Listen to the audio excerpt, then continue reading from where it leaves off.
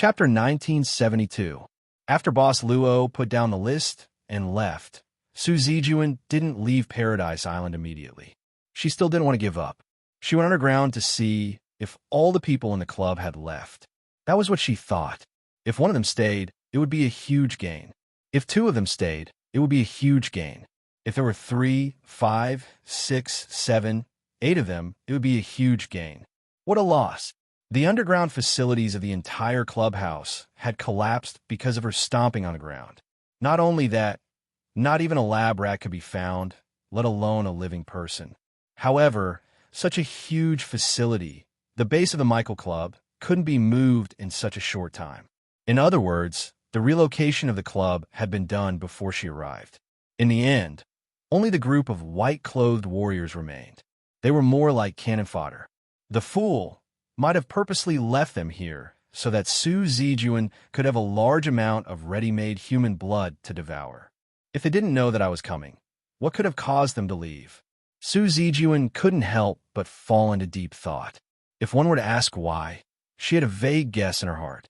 It was most likely because of the incident that happened yesterday, which was an unforgettable and terrifying event for all transcendents and inhumans in the world.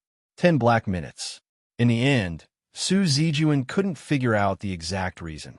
However, this time, she directly destroyed the club's base and even summoned the boss beast to force the fool to self-destruct. In the end, she even got a list of the members of the club. Su Zijuan's anger from the grudge she had with the club that day had mostly dissipated. For now, let's go back. She looked at the list of the 26 seats in the club and pondered for a moment. Then, she directly flew up into the sky. Gong Sun Shiyu's name was on the list. Although that profiteer was unscrupulous, he wouldn't perfunctorily add a dead person's name. That meant that Gong Sun Shiyu was still alive. As for the residents of Paradise Island who were taken in by the Michael Association as their followers, she did not care about them at all. All the tools used to go out to sea on Paradise Island had been destroyed, so these residents could not leave and could only fend for themselves. Even though the lightning on Paradise Island had been extinguished, more than half of the land had been charred. The god on the other side of the mountain that the islanders prayed for had died. They all knelt on the ground and cried in despair. The entire Paradise Island was shrouded in a sorrowful atmosphere. At this moment, a child lost a family member who had grown up with him in the chaos. She helplessly fell to the ground and kept rubbing the tears from her eyes. "Why are you crying? Are you hungry?" Suddenly, a voice appeared in front of the child. She subconsciously opened her eyes. In her blurred vision, she saw pure white feathers slowly falling from the sky. Feather after feather finally landed beside her. As the feathers swirled in the air, a young man with heterochromatic eyes suddenly appeared in front of her. The young man was carrying a basket filled with various kinds of bread that seemed to have just been baked. At this time, it was still emitting an alluring, sweet smell. The little girl was completely stunned.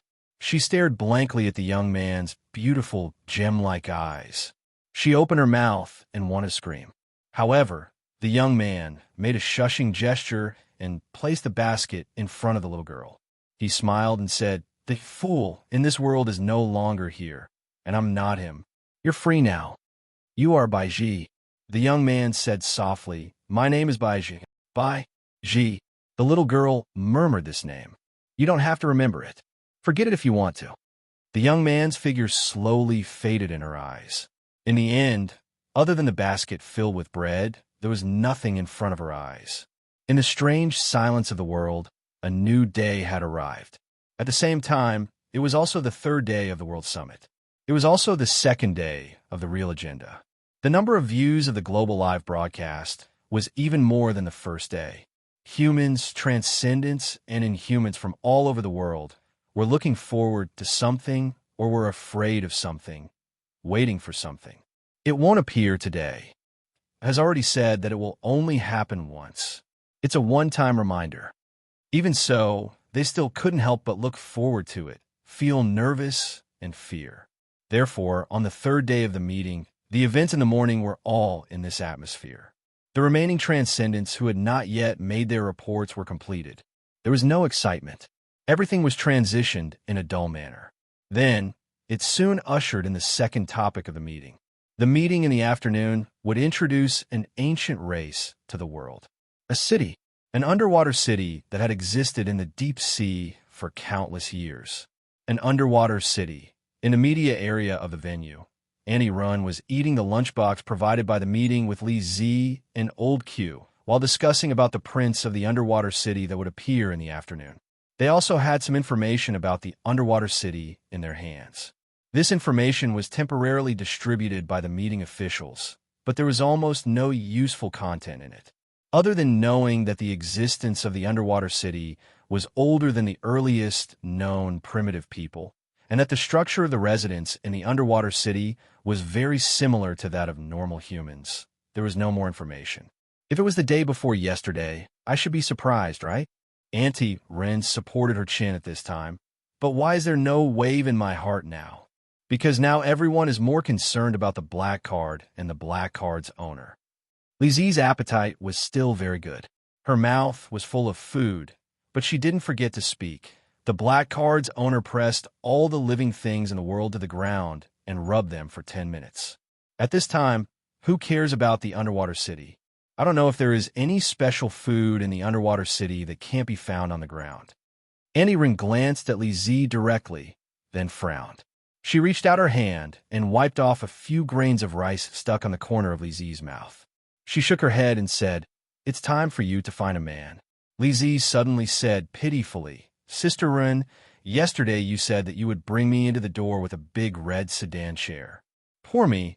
I resisted the urge to eat supper last night because I was afraid that I couldn't wear the bride dress if I gained weight. How can you now?" Auntie Rin suddenly shuddered. She grabbed a big chicken leg and stuffed it into the foodie's mouth. "I suspect that you guys are having a lesbian relationship," Old Q said at this time. It was said that Auntie Run was a widow who was married and had lost her husband. How could she be defeated by Old Q, who only knew how to look at pornographic images? She snorted and said, "If I don't have a lesbian relationship, should I have a relationship with you, a magician who can't change his profession in 27 years? If I really want to have sex with you, can you hold on for a minute? F***CK. Personal attacks are too much." Auntie Rin suddenly raised her eyebrows. She put her hands on her hips and said sarcastically, "Stop it. If you continue, I will slap your face with a sanitary napkin." Old Q died. He felt that he was still too young.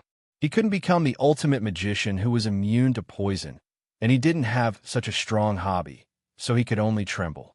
Ren Xiling rolled her eyes at this time. She immediately stood up and said, "I'm going to touch up my makeup." In the bathroom, Ren Xiling looked at the mirror. After slightly touching up her lip gloss, she dipped her fingers in some water and fixed her hair. She finally arranged the brooch on her chest. Suddenly, "Hey, what a beautiful red agate. Where did you dig it up?" "Thank you," Ren Xiling subconsciously responded, but she instantly felt that something was wrong. Extremely wrong. The reason why it was wrong was because it was obviously a man's voice. Ren Xiling suddenly turned around and saw a young man wearing a black priest robe but flip-flops. He was leaning against the wall at the entrance. The moment he met Ren Xiling's gaze, the young man wearing the priest's robe even showed a smile. His teeth were as white as the Black Uncle in the Black Uncle toothpaste advertisement, shining. "Hey, I'm here to preach. Are you interested in being locked in a small dark room with me to repent? I'm a kind of person who repents." What kind of person was Annie Run? When she was under stress, she would always be the type who reacted more instinctively than rationally. At this time, Annie Run directly picked up the bottle of hand soap on the sink and threw it without saying anything. "Go to hell, pervert." She immediately recognized who this guy was. This was Father Stella, who spared no effort in insulting everyone on the first day of the meeting. Would she care why he broke into the women's washroom? No. Would she care that he was the leader of the church's transcendent representative? No. What she cared about was that this guy was so shameless that he actually broke into the women's washroom. This temper is really like my mother's when she was about to go through menopause. Father Stella directly raised his hand at this time and easily caught the bottle of hand soap that was flying towards him. He smiled and said, "Fortunately, I was beaten up by my grandma. This is just child's play. You mother of asterisk her. Auntie Rin suddenly quivered. Then she looked around, but found that there were no suitable tools on her left and right. She gritted her teeth and prepared to take off her shoes and smash it with her heels. Unexpectedly, before Auntie Rin's shoes were completely taken off, Father Stella was instantly hit on the back of his head with an aluminum alloy baseball bat. Lord, please move your eyes away from me a little, because at this time, I've already committed an unforgivable sin. Then, Sister Lavinia's voice of repentance was heard as she hit Father Stella with a baseball bat. Father Stella's head was bleeding from being hit by the baseball bat at this time. His head was really bleeding. Blood flowed from the top of his head, then diverted at the bridge of his nose, then slid all the way down to his chin, and finally dripped on the floor. In the end, Father Stella fell directly to the ground as if he was about to stop breathing. He looked like he was foaming at the mouth. You are about to kill him. Auntie Rin couldn't help but remind at this time. The aluminum baseball bat that was held high suddenly paused. Sister Lavinia slowly turned around with a stiff neck, but her eyes were frightening.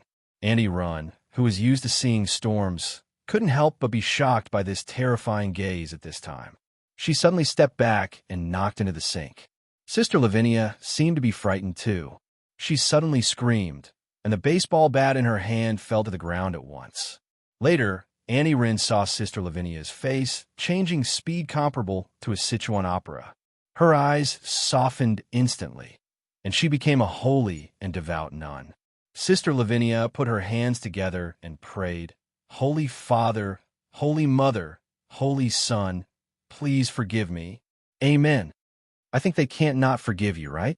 Auntie Rin muttered at this time. Sister Lavinia took a deep breath at this time and pointed to Father Stella, who was foaming at the mouth on the ground. Miss, he didn't do anything to you, right? This guy took advantage of the lunch break to run around and sneak into the women's bathroom. This is not the first time. I can let him run away every time. I finally caught him here. Fortunately, Auntie Rin shook her head. I was just shocked. This guy should have just broken in. I'm sorry. Sister Lavinia bowed deeply at this time and apologized. I will definitely reprimand Father Stella. I'm really sorry. You better take care of this priest.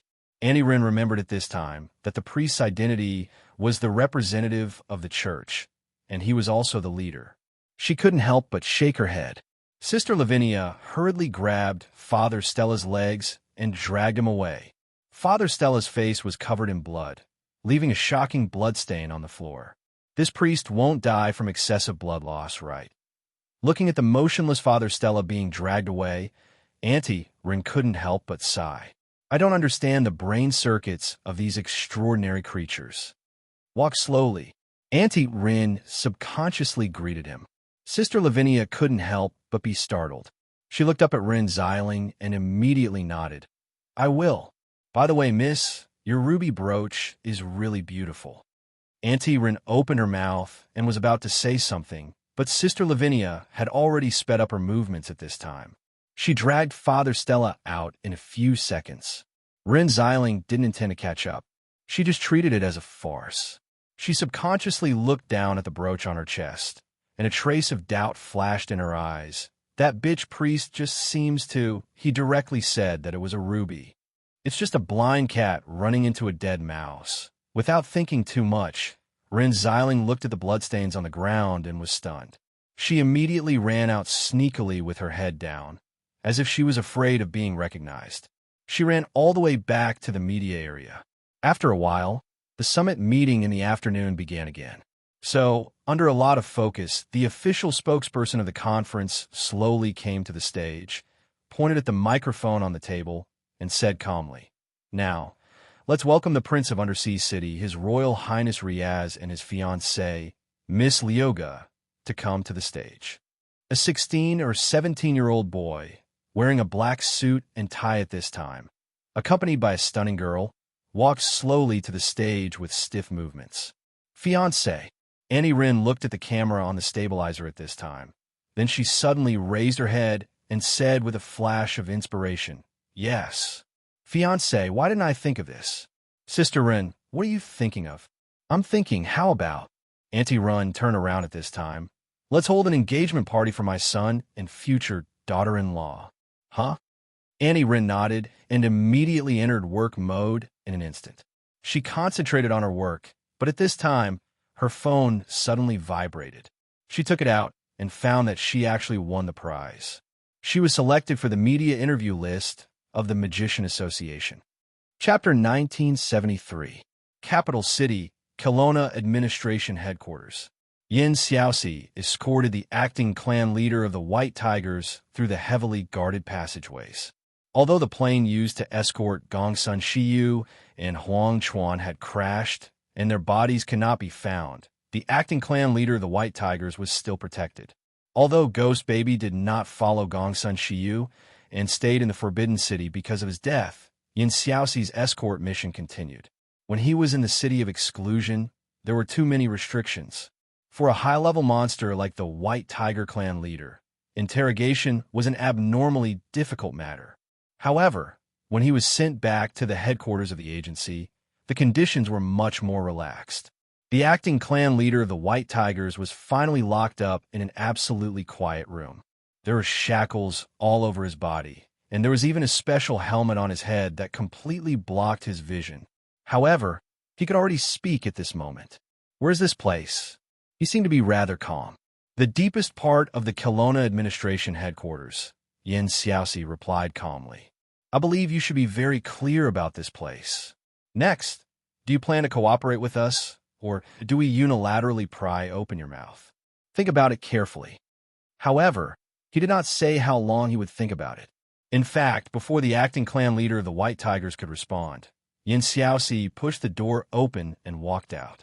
This room was specially made and completely blocked out all sounds. Even the sound of a person's breathing would be exceptionally clear in this place. Chief, how long do we have to lock him up for?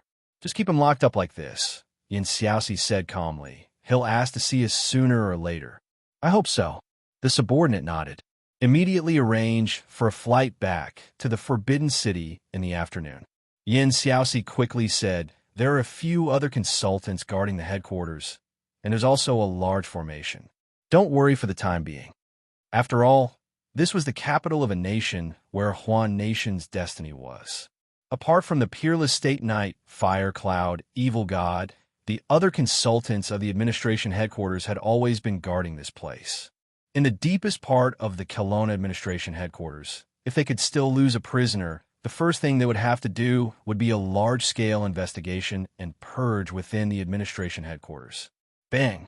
At this moment, accompanied by a loud noise, the headquarters of the administration, which was built deep underground in the capital, suddenly shook. What's going on? Yin Xiaoxi asked with a frown. The subordinate hesitated and said, this movement seems to be coming from the laboratory of the Research Institute. Let's go take a look immediately, Yin Xiaoxi said as she strode out. The Research Institute of the administration was the top priority of the administration in Kelowna. What did humans rely on to catch up with the Taoist masters and the demon masters who had hundreds or even thousands of years of cultivation? It was this kind of technology that was constantly improving. It was the result of researchers constantly fusing Taoist techniques, sorcery, and technology. A peerless warrior like the Fire Cloud, Evil God, was powerful enough to guard an entire region. However, Kelowna had a population of over 100 million people. There was no second Fire Cloud, Evil God. However, with the ever-improving fusion technology, it was possible to see the possibility of catching up to these peerless experts in the future. Yin Xiaoxi was not the only one who had rushed over. The entire administrative bureau had also rushed over because of the commotion caused by the researchers. Yin Xiaoxi even bumped into one of the consultants, Madame Tao, who had super strong healing abilities and was known as the national goddess by the administration. After exchanging some information, they soon arrived at the source of the commotion, which was Dr. Zhao's laboratory. There was a big fire inside, and someone was already putting out the fire. Dr. Zhao and Jiang were standing in front of the fire. Dr. Zhao even ordered people to put out the fire as if he had gone crazy. Dr. Zhao, what's going on here? Yin Xiaoxi stepped forward and asked in a serious tone. Xiaoxi, you're back. Dr. Zhao turned around and said quickly, "Don't scold me this time. Listen to me. This is definitely the greatest creation I've made since I joined a research institute. I don't know if I can surpass it in the future, but it's already surpassed everything I've done before. I've succeeded. I've succeeded." "What is it?" Yin Xiaoxi frowned and looked at Madame Tao, who was beside her. "Cloak." Jiang Zhuo muttered to himself. "Super weapon. It's implanted into the brain of a living being. The ciliated terminals are directly connected to the brain and cerebellum of the living being, and it uses its will to control the armor. In theory, it can increase the strength of the living being by a few times or even a few hundred times. I didn't expect it to really succeed. Now, I really feel lucky that I risked my life to bring it out of the Penglai treasure vault. This substance that can simulate all substances is really amazing." Madame Tao and Yin Xiaoxi looked at the fire in front of them. As the flame gradually extinguished in a broken culture tank, there was a fist-sized sphere floating quietly. It looked like a cell deconstructed in some kind of fruit. It seems to contain a very strong life force. Madame Tao frowned. Just as the researchers, Dr. Zhao and Jiang Zhuo, were overjoyed by the birth of the sphere, Yin Xiaoxi couldn't help but frown. He thought of many things. Yin Xiaoxi was quite afraid of the myriad element that Dr. Zhao and Jiang were regarded as a divine object. What kind of technology could create such a special substance that could transform into any substance? Furthermore, for a civilization that could create a substance like myriad element, just how powerful was this civilization? The 10,000 element or mother lode could continuously produce 10,000 element, and 10,000 element could produce all kinds of materials. Such an unknown civilization with 10,000 element, at least in terms of material level, was extremely rich. Such a race, even without production, could enjoy all kinds of conveniences that were unimaginable in this era. Dr. Zhao, does this myriad element or mother really not run out? Yin Xiaoxi suddenly asked. Dr. Zhao thought for a while and said, "I don't know for now. At least for now, its activity hasn't weakened at all. It's almost the same as when Jiang's were brought it back." "Activity?" Yin Xiaoxi frowned. "You mean the myriad element or mother is alive? It's a life form?" "That's right." Dr. Zhao pushed his glasses and said, "At least from all the data we have so far, it's true, and seems to be growing vaguely. So I made an additional setting. The mother lode of all nature is a kind of creature. The mother lode that Jiang's were brought back may not be fully mature yet. I'm looking forward to seeing what kind of changes this mother lode will bring when it fully matures." "This doesn't make sense." Yin Xiaoxi couldn't help but shake his head. Since it can continuously produce substances, it won't be consumed, and there's no change in entropy. This completely overturns all the theories we know. Dr. Zhao said enthusiastically, "So be it. Every revolution is born because of innovation or overturning. We don't know, but it doesn't mean it can't exist. The level of human cognition is still too low. We're like frogs in a well. We don't know how vast the outside world is." Regardless, Yin Xiaoxi didn't intend to discuss such a professional issue with Dr. Zhao at this time. It wasn't his strong suit. One thing he had already realized was that the existence of the myriad element or mother and the security level had to be raised by another level. "Everyone, the most important problem now is that although we have synthesized this piece of flesh, everything is still in the theoretical calculation simulation. So," Jiang suddenly said, "we need someone to be willing to implant it and obtain the experimental data as soon as possible. I hope that Madame Tao can participate in this experiment, because Madame Tao's healing ability can ensure the safety of our experimenter." "I'm fine with it." Madame Tao nodded and agreed. "As for the experimenter, that's a problem." "I'll do it." Yin Xiaoxi suddenly said, "Approve. I'll apply for it later. The experiment will be carried out as soon as possible." Dr. Zhao frowned. "Xiaoxi, I'm very happy that you're taking action, but I know that this matter can't be rushed. Even if I can't wait to carry out the physical operation now, it'll be fine. But you? It's settled then." Yin Xiaoxi took a deep breath and said, I'll go and prepare for the implantation in an hour. With that, Yin Xiaoxi strode out of the laboratory. Everyone looked at each other, and Dr. Zhao frowned. This guy, is he out of his mind? He's probably anxious. During this period of time, he's been rebuffed repeatedly. Madame Tao shook her head and said coldly, It's not just him, probably all the guys with extraordinary powers in this world. Regardless of whether they admit it or not, they can't avoid something that has already happened. Doubt flashed across Dr. Zhao's eyes. On the other hand, Jiang's seemed to have thought of something and blurted out, You mean the black 10 minutes? Madame Tao said slowly, For us, regardless of whether we were born with it or obtained it through long and arduous training, to us, strength is the foundation of our footing. An ant wouldn't wish to lose its strength. A tiger wouldn't wish to have its claws flattened. But in the face of that terrifying prohibition, we would even start to doubt ourselves. That kind of power is really too terrifying. It's like we've been abandoned in a doomsday environment. There are terrifying enemies everywhere, and we, who are unarmed and defenseless, yearn for a weapon.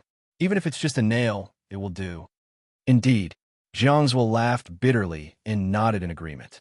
Although he was a programmer, at the same time, he was also a Taoist who had been caught to cultivate immortality when he was young because of his aptitude. He had also experienced that terrifying feeling of powerlessness. Go and prepare. Dr. Zhao suddenly said expressionlessly, The surgery. It was the sound of knocking. It was actually the half-rolled up iron gate of the second-hand electrical appliance shop. Bei Bei furrowed his brows as he saw Nin Xiaonan, who had bent over and poked her head in through the half-opened iron gate. Bei Bei was slightly surprised.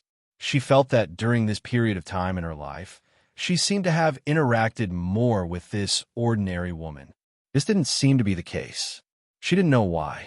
Perhaps it was because of an unscientific sixth sense unique to women. However, after a few interactions, especially after eating a happy hot pot dinner together, as a friend, what she should be showing right now was a hint of surprise and surprise. Sister Xiaonan, why are you here? Bei Bei hurriedly walked out. I drank too much last night. I just woke up and came downstairs to find something to eat. I just bought some food and happened to pass by here. When I saw that the door was open, I came to take a look. Bei Bei, are you the only one looking after the shop? Nin Xiaonan had already crossed the half-opened iron gate and walked into the second-hand electrical appliance shop. Yes, I'm the only one here. The boss went out to collect the goods. Bei Bei casually replied. Have you eaten lunch? Nin Xiaonan waved the food in her hand. I seem to have bought a little too much. Let's eat together. No need. I've been on a diet recently. I'll be fine after eating some fruit for lunch. Bei Bei smiled. Nin Xiaonan shrugged. After looking around, she curiously said, Your shop is quite strange. You say that you're open for business, but you're only half open and not accepting customers. You say that you're not doing business, but the door is half open. Bei Bei, is your business good? It's barely keeping up. We're all doing business with our neighbors.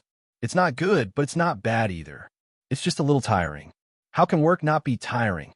Nin Xiaonan shook her head and sat down as if she was familiar with this place. She opened the bag of food and said with an embarrassed smile, I'm a little tired from walking here. Do you mind if I finish eating here before leaving? The air conditioner in the rental house isn't cold today. Maybe it was turned on for too long last night or something. So you came here to freeload off the air conditioner? Bei Bei probed. There's also Wi-Fi. Nin Xiaonan took out her phone and said, Bei Bei, what's your password? I want to watch the live broadcast. Watch the TV. Bei Bei shook his head and turned on an old TV. There's only one internet cable in the shop. Stingy. Your boss Jean is so stingy. Nin Xiaonan said disdainfully. Bei Bei didn't say anything. He just smiled casually and said, You watch. I still have some things to do. After saying that, Bei Bei went back to the counter. When he sat down, he quietly pressed a button under the table. After that, Bei Bei picked up a book and started reading. At this moment, the TV was showing the beginning of the afternoon rush hour. They were talking about the prince of the underwater city. Bei Bei looked up at Nin Xiaonan. She was eating with the live broadcast. She didn't do anything, but the smell of the food was a little strong. The whole house was filled with the smell of snail powder. By the way, Bei, do you still hire people here? Nan Xiaonan suddenly asked. Part-time jobs are also available. Do you work by the hour? We don't need it for the time being. Bei smiled and said, Why, Sister Xiaonan, do you have a friend looking for a job? Yes, I'm asking for a friend. Nan Xiaonan could only smile embarrassedly. This little girl is unexpectedly difficult to deal with. Chapter 1974. In the underground studio of the second-hand electrical appliance store, several people were currently gathered in front of the screen where they could see everything that was happening in the electrical appliance store's lobby. After Bibi pressed the switch under the table, Boss Jean, this is the worker girl that Bibi mentioned before, who lives in the nearby village in the city. She seems quite enthusiastic, huh? Hearing this, Mr. Jean only frowned, but didn't say anything. This team had an agreement that they wouldn't hide anything from each other. They knew about the worker girl in Xiaonan. Later, when Boss Jean took away the listening device hidden in the second-hand washing machine, they were also the first to know. But, although this woman looks a bit unscrupulous, she seems to be living a good life, right? Chen Guo said with a smile, and even used her elbow to lightly nudge Mr. Jean. Do you want to consider it? Mr. Jean said indifferently, Don't worry about this woman. Bernard, switch the screen back. The meeting is about to start. Got it. Bernard responded lazily. Everyone didn't care. Chen Guo's words were just a joke. From the day they joined this team, they actually didn't think that they could live a stable life. The stable life that once belonged to them had long been taken away. Under everyone's gaze, Riaz walked up to the stage with slight uneasiness. Right now, he was holding Lyoga, but it was more Lyoga who was supporting him. Riaz found that he really wasn't suitable to deal with this kind of public situation with so many people. If it wasn't for the fact that he could communicate with Lyoga mentally through the collar's function, he wouldn't have. If you really can't do it later, I'll say a few words and you'll say a few words. But don't always rely on me. As a man, you have to learn to face these things by yourself. I'll try my best, but there's one thing. What? If I really need your help, can you not make me make expressions like an evil smile, a deep gaze, an evil charm, and so on? Watch the road, idiot. Lyoga's thunderous voice rang out in Riaz's mind, causing him to feel dizzy, but in the end, they still managed to make it to the podium. Riaz took a deep breath and said steadily, Hello, everyone. My name is Riaz, and I am currently the first prince of Underwater City. The one beside me is my fiancée. Next, I will briefly introduce the history of our underwater city. In addition, I have also prepared some information about the underwater city. They came out from the bottom of the sea so quickly. In the house, Boss Luo was talking to the maid. Actually, it hasn't been that long. In fact, not much time had passed. In the timeline of world number 003, it had only been about 10 days since Boss Luo left the underwater city. The undersea city was still being rebuilt, and it looked like there were many things waiting to be done. At this time, the undersea city had chosen to land on the surface, and contact with the human world seemed to be a rather urgent matter. After all, once the Transcendent Summit is over, it means that human society will truly step into the Transcendent Society, right? Miss Maid said casually, instead of being discovered in the future and being an unknown civilization that is difficult to judge between us and the enemy, it is better to take the initiative. At least, we can more or less take the initiative. The magic energy civilization mastered by the underwater city was quite advanced, but for countless years, the underwater city had never been able to develop much. The biggest reason was because of the existence of the Siren tribe and Sin. The Siren tribe had now been exterminated by Louis XXXIX. As for Sin, it was no longer able to keep the undersea city in captivity. For the undersea city that had already obtained freedom, it would usher in a positive stage of development. In Miss Maid's opinion, the conditions of the underwater city were quite good. If they moved toward the humans on the surface, they might be able to get more development resources. Taking a step back, even if they suffered setbacks in the surface world, it would not have much impact on the underwater city. For countless years, the people of the underwater city were more adapted to the underwater environment. The living space under the sea was much larger than on the land. Moreover, the underwater city had a last resort, Cicero's experimental site. Therefore, the underwater city seemed to have chosen a sensitive time to appear in the sight of the humans on the surface. But in fact, the underwater city already had a good hand. Now they just had to see how Riaz and Lyoga, who had this good hand, planned to play. According to the current knowledge of the humans on the surface, the application of magic energy is like the instinctive genes of the people of the underwater city after a long period of evolution. In the underwater city, any newborn baby can naturally sense the existence of magic energy. On the screen, the prince of the underwater city was introducing the magic energy civilization to the world in a well-behaved manner. The audience in front of the screen was also secretly pondering, especially behind the transcendence of various countries. It was easy for them to get the most important information from the appearance of the underwater city this time to establish diplomatic relations. There is no doubt that the underwater city chose to appear at this time to deal with the upcoming impact of the transcendent society. The underwater city has a population of 9 million. I just don't know which forces it intends to contact. The discussion gradually increased. Whether it was the politicians of various countries, behind the scenes of the major forces, or ordinary people. Of course, the aspects that they paid attention to were not the same. Kelowna. They have chosen Kelowna as their first stop. Perhaps there are more secret agreements. Establishing diplomatic relations is completely possible, but must achieve mutual technology sharing. The energy of the magic energy civilization is actually clean energy. The emergence of a new energy may mean as much to humans as transcendence. We humans may be able to usher in a new industrial revolution. Once the underwater city reaches adulthood, it can be matched from work to spouse.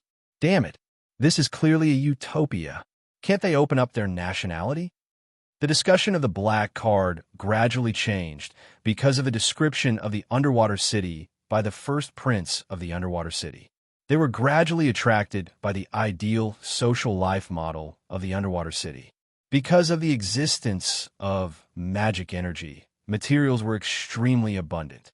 Everyone could distribute according to their needs, and the elimination of the poor class was completely realized.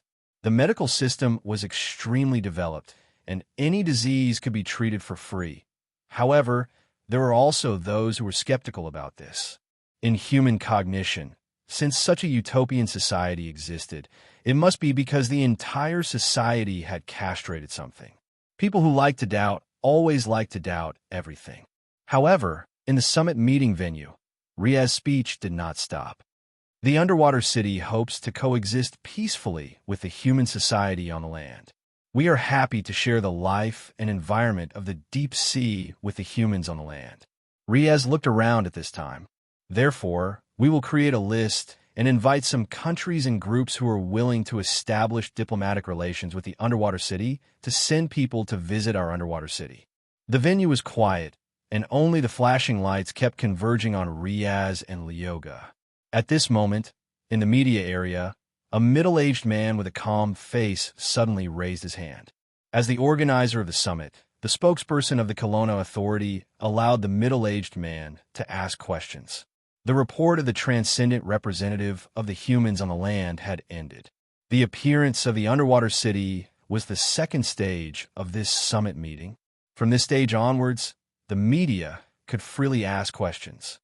May I ask, Prince Riaz, since the underwater city has existed for more than tens of thousands of years, then, in this long history, has the underwater city never come into contact with the world on the land, even once? Or is it that at a time and place unknown to us, the underwater city has actually done a lot of research on humans? This time, is it really the first time the underwater city has stepped onto the land? Faced with this question, Riaz frowned subconsciously, but his brows soon relaxed. Probably because he received a hint from Lyoga, Prince Riaz slowly said, This is indeed the first time the underwater city has officially stepped onto the land. As for whether there has ever been an investigation on the land, I can only say that the humans on the land have never stopped exploring and researching the sea, or even developing it. The middle-aged man quickly noted it down and immediately planned to ask another question. According to what you said, you used to live on the land, but the middle-aged man's question was instantly interrupted by the spokesperson of the Kelowna Authority. I'm sorry, because of time constraints, each person can only ask once. Next, the middle-aged media man didn't care and quickly finished his question. You used to be the masters of the land. This time, is your appearance also with the purpose of making a comeback?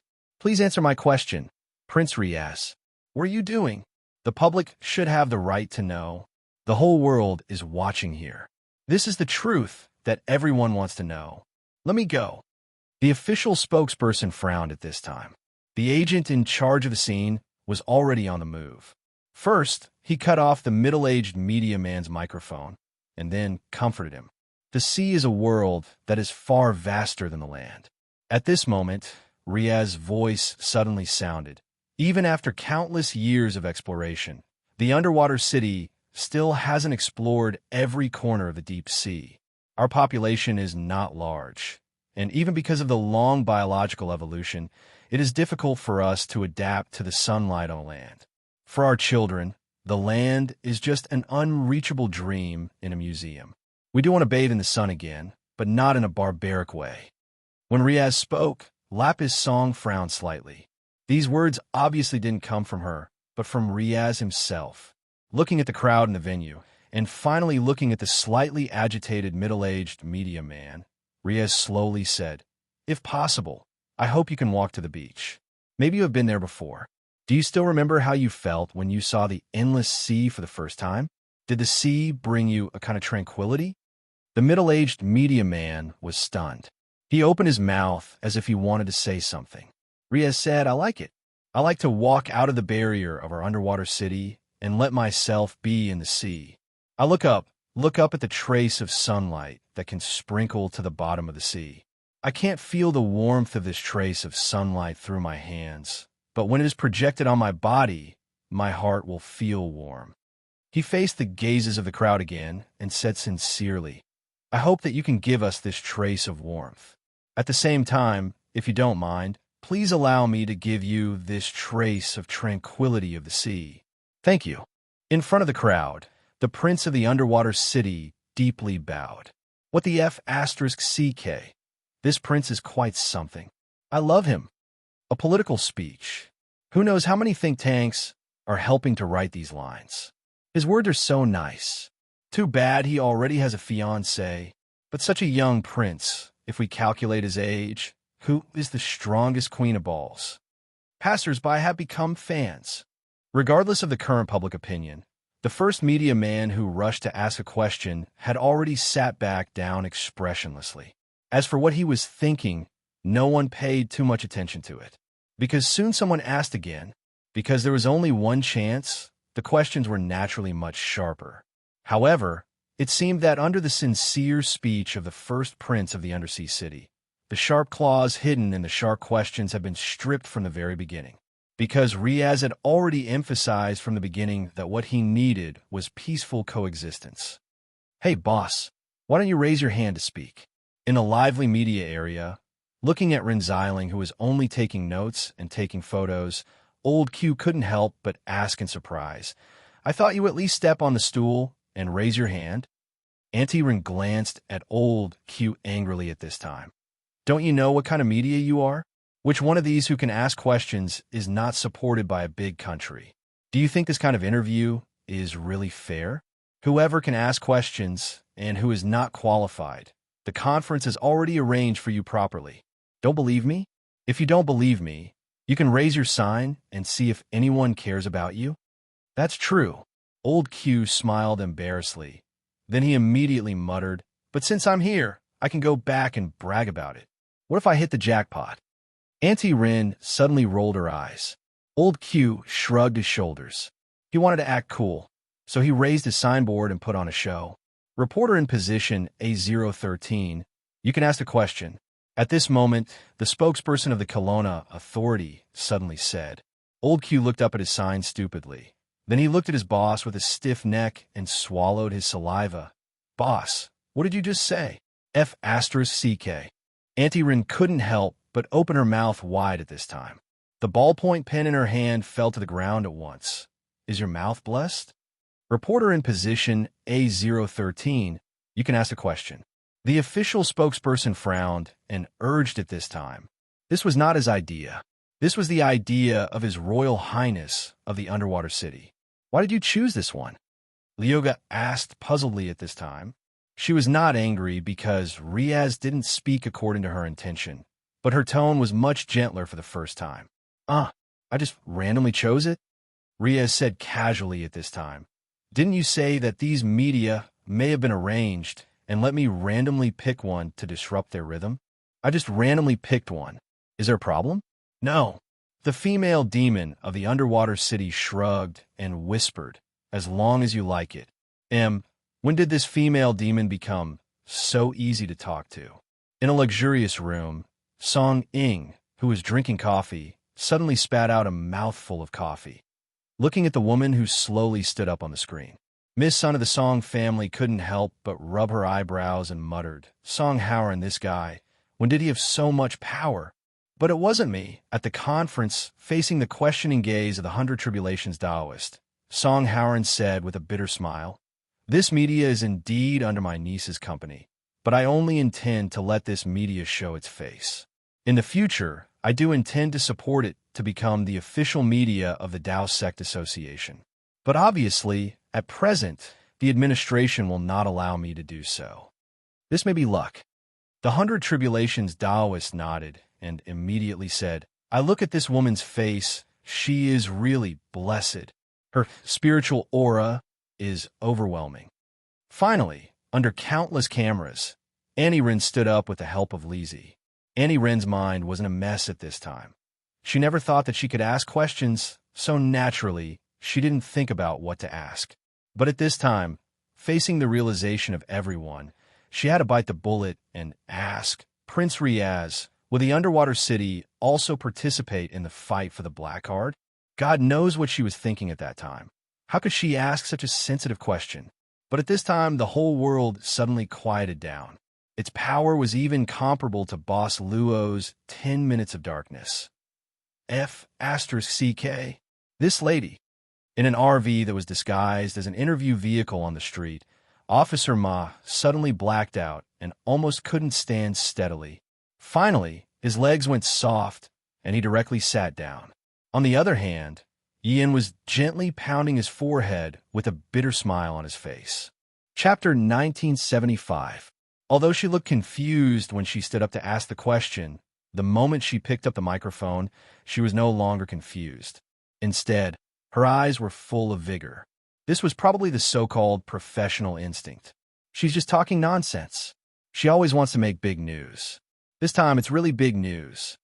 In a modified limousine, the scene on the screen was so beautiful that Officer Ma didn't dare to look at it, but he still stared at Rin xiling on the screen through his fingers.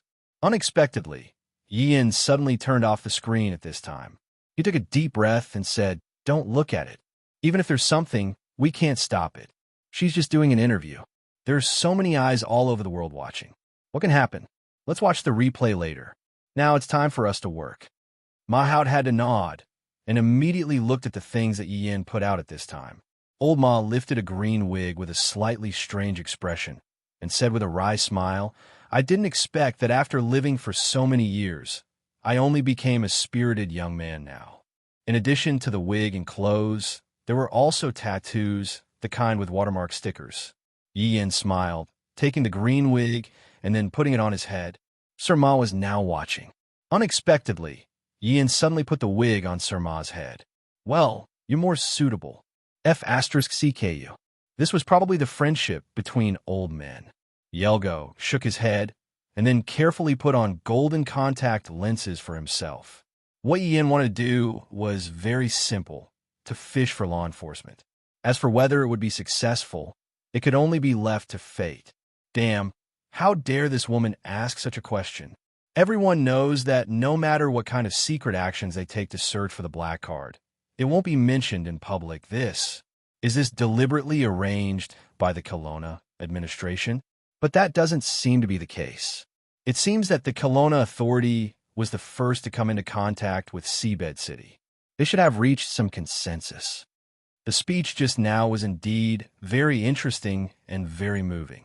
However, if this problem is not handled properly, the good impression that has been built up before will be almost completely destroyed. This female reporter is quite something. She's a talent. There were whispers in the venue, and the internet was in an uproar. The screen was full of less than 66,666 S floating across. Now, the whole world was waiting to see how the Prince of Undersea City would answer this sensitive topic. Everyone knew what the black card meant. It meant that one could obtain a relationship that could grant wishes from Yi. No one doubted his ability.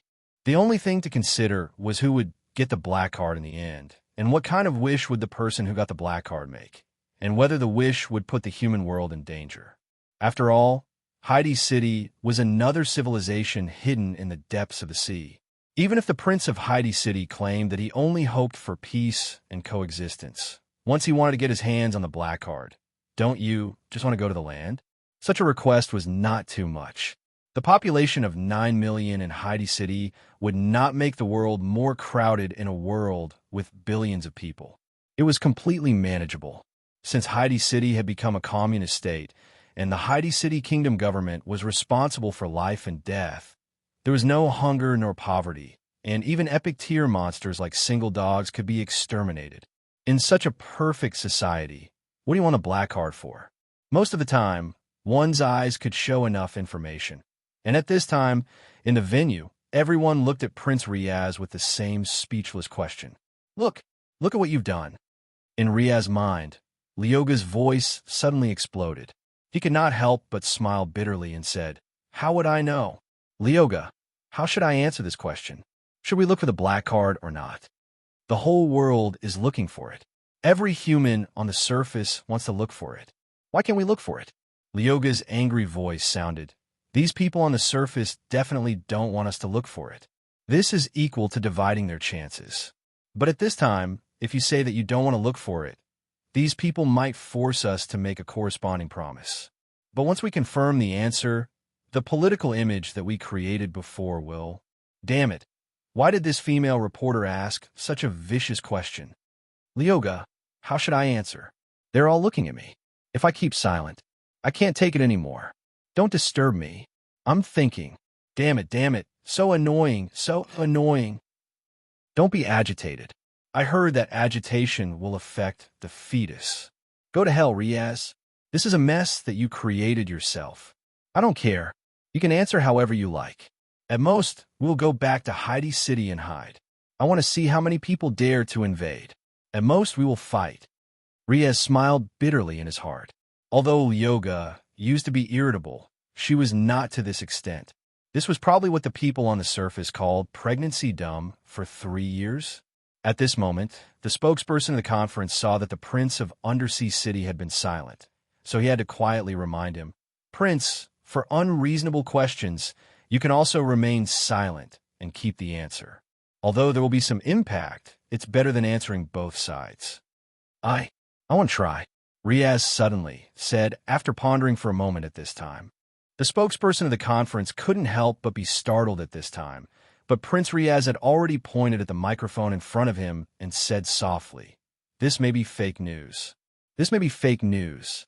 Prince Riaz's voice was very soft, but under the support of the loudspeaker system, it was unusually clear in the venue. They looked at the Prince of Heidi City in surprise, including the initiator of the question. After asking this question, Annie Wren's scalp was already numb, and her legs almost went soft. She was annoyed with herself.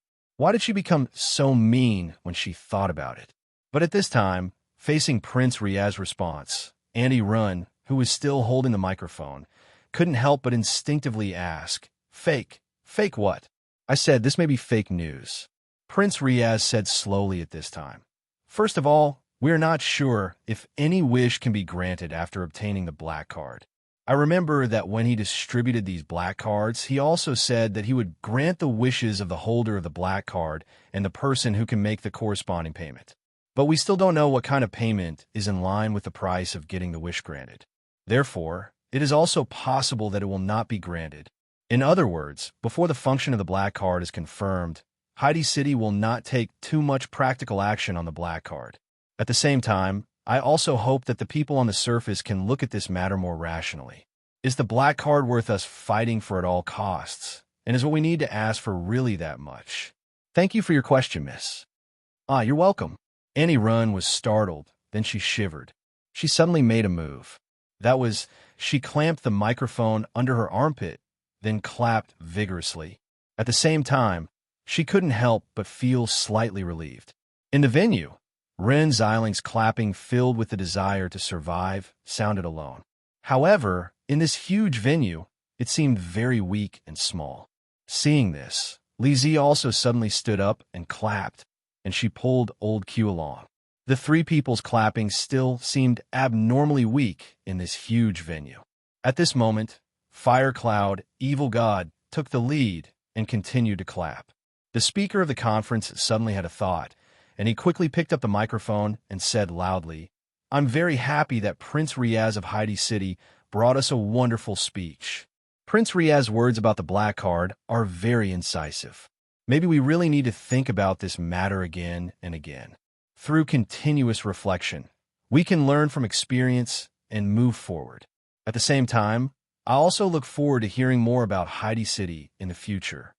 At the Taoist Association side, Song Haoran was the first to stand up and applaud.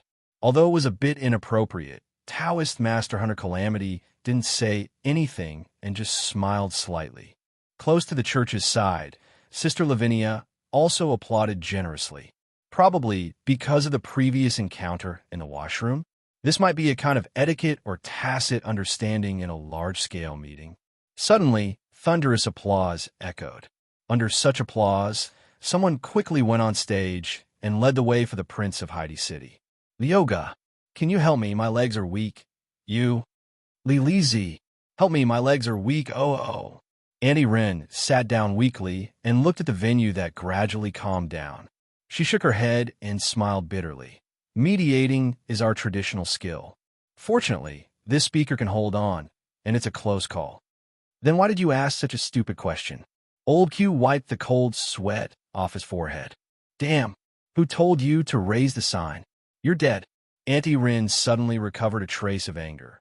I'm going to post all the pornographic pictures in your computer on the monthly performance bulletin board. Public execution. F*CK. You trashy mother of my son. I've tolerated you for a long time. If you dare to post me on the bulletin board. Old Q stood up fiercely at this time and said angrily, at least type something, using the most ruthless tone to say the most cowardly words.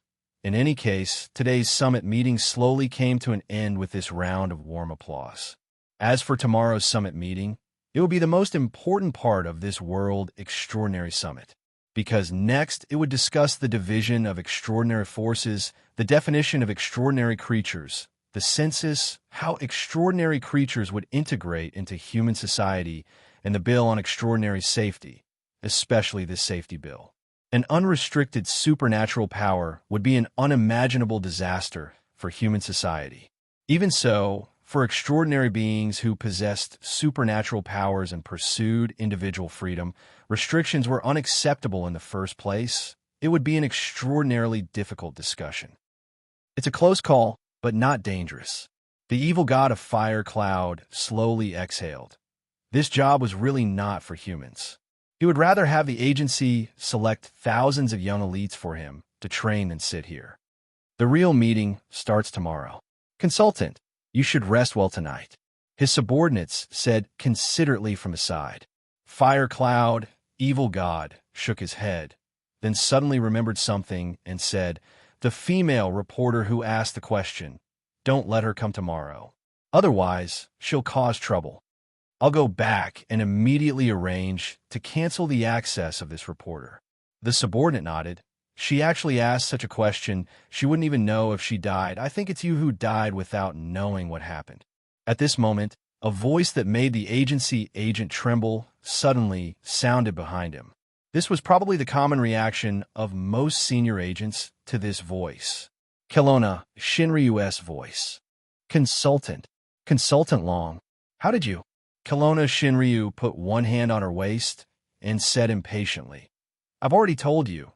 You can do whatever you want from now on. The agents were still confused, but Firecloud, Evil God, seemed to have thought of something and looked at Longshaw with a frown. Lord Long, is there something special about this female reporter? Special? How is it not special? For this woman, that damn profiteer slapped me. I'll remember it for the rest of my life. Why don't you try messing with this female reporter? I guarantee you won't be greeted with 10 minutes of darkness, but 10 days of darkness, 10 years of darkness. But Kelowna Shinryu couldn't say that out loud. She couldn't say out loud, yes, I was slapped by a scumbag, are you happy? If that was the case, he might as well take her life. Asking too much won't do you any good. Kelowna Shinryu pretended to be profound and said, Firecloud, Evil God's frown deepened. He tried to reason with Long Siju and said sincerely, Lord Long Siju, at this sensitive time, I hope that there won't be any unpleasantness between us, and we won't hide anything. Right now, the great powers are eyeing us covetously. Internally, there's Gongsun Shiyu and the unknown force behind him causing chaos. At this time, we should... Fine.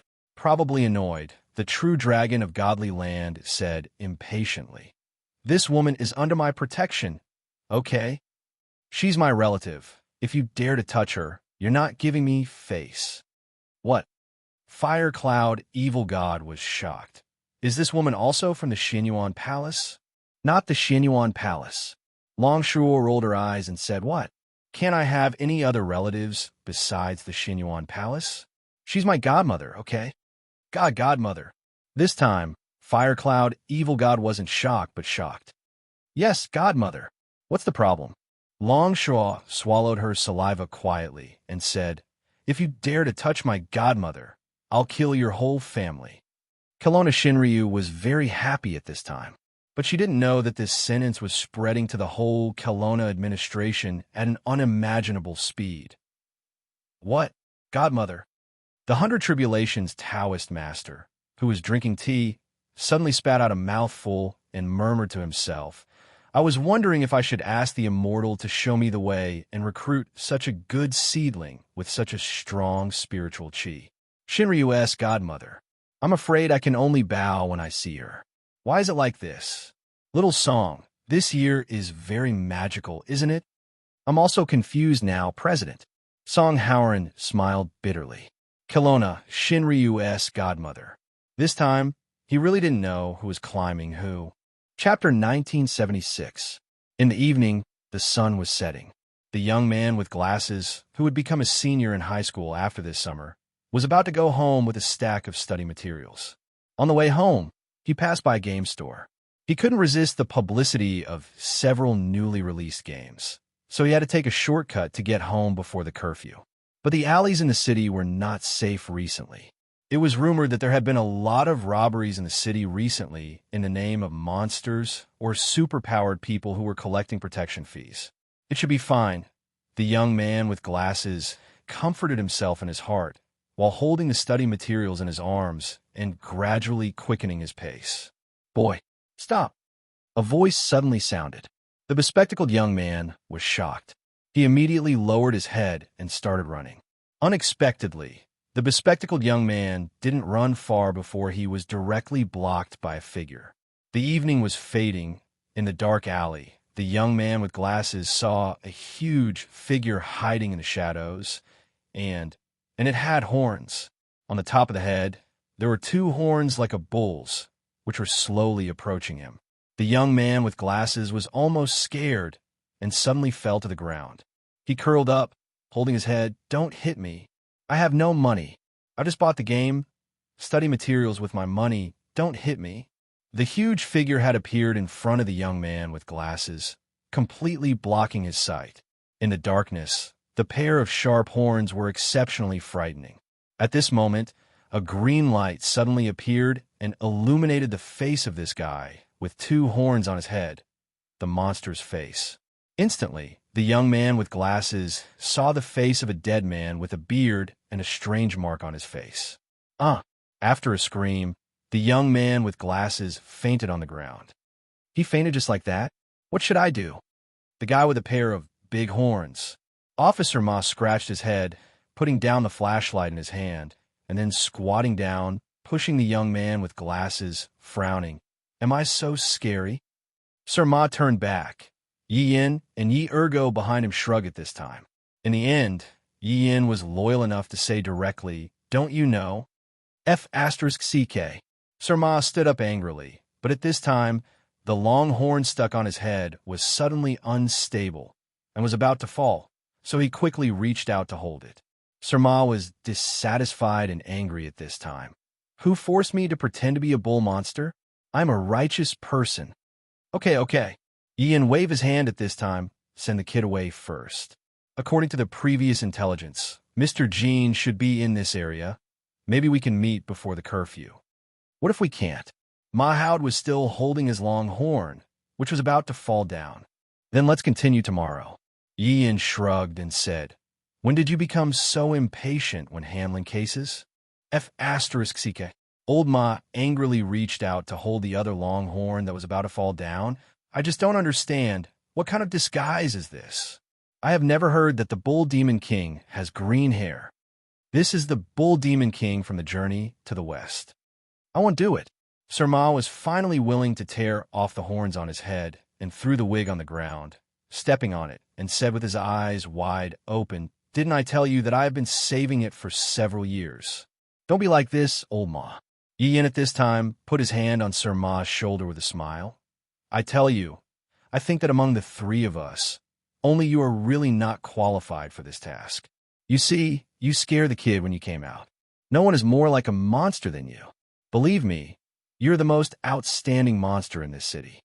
Mr. Jean, a guy who hates non-human creatures, will definitely not be able to resist taking action against you. At that time, you will be the hero who cracked the international criminal group. Come on, old Ma, don't you want to sit in Director Liu's office and play Minesweeper comfortably? Ian said patiently. Think about it. When you were at the last few steps of Minesweeper, you were suddenly interrupted and click on the wrong button. How tiring will that be? I will have a mental breakdown on the spot. So, think about it. Once you get promoted and sit on the top, who would dare to not knock on your door and kick you in? Ian said again, you see, even if she is our sister-in-law, she will have to respect you, right? Old Ma, if this case is done well, you will be the master. Xiling, this crazy girl, can only serve you tea. What the F***CK? Why do I suddenly feel excited after hearing your words? Right? Ian patted old Ma's chest encouragingly at this time, and then turned back to look at Yelgo. Come on, touch up the makeup of our police officer, Ma. Do it well, don't let the horns fall off. Oh, let's send the kid away first. Okay. Yelgo nodded and immediately bent over to help the frightened young man with glasses up. At this time, something slipped out of the boy's study materials and fell to the ground. It seemed to be some game CDs. What's this? Evil, depraved, demon sealing record? He picked up the CD and looked at it. What's wrong? Ian suddenly asked behind him. Nothing. Yelgo shook his head and stuffed the CD into his pocket. Then he helped the young man with glasses to leave. It's not a serious game. Why are you playing this game instead of studying? Confiscated. But until the curfew began, Officer Ma, as a spiritual partner, still had no results. I think this expression of mine can be better. It has to highlight a bit of cynicism within the viciousnness and a bit of desire for hope in a society filled with hatred. If I can show that kind of inner struggle and pain, wouldn't the effect be better? Oldie, say something. Oldie, is it true or not? Well, yes, Li Zi and I are now in the hotel where the Magician Association is staying. It's okay. Don't worry about us. What don't worry at all? Is there anyone who smashes things like you? I suffered so much in vain. Just hang up on me. That night, Li Zi was very hungry, because after the summit meeting on the third day, Madame Ren's team didn't disperse, but went to the hotel where the Magician Association was staying. because the Magician Association wanted to take advantage of this opportunity to promote Elizabeth's image. The interview was scheduled for tonight. Tomorrow was the most important part of the summit meeting. Perhaps the Magician Association wanted to reveal some information to the public in advance through this interview to test the public's reaction, so as to better adjust the response plan of the next meeting, and so on. At this time, Madame Rin didn't take away the phone that had been disconnected, but continued to stick it on her face. She saw Li Zi and old Q walking over slowly with dinner.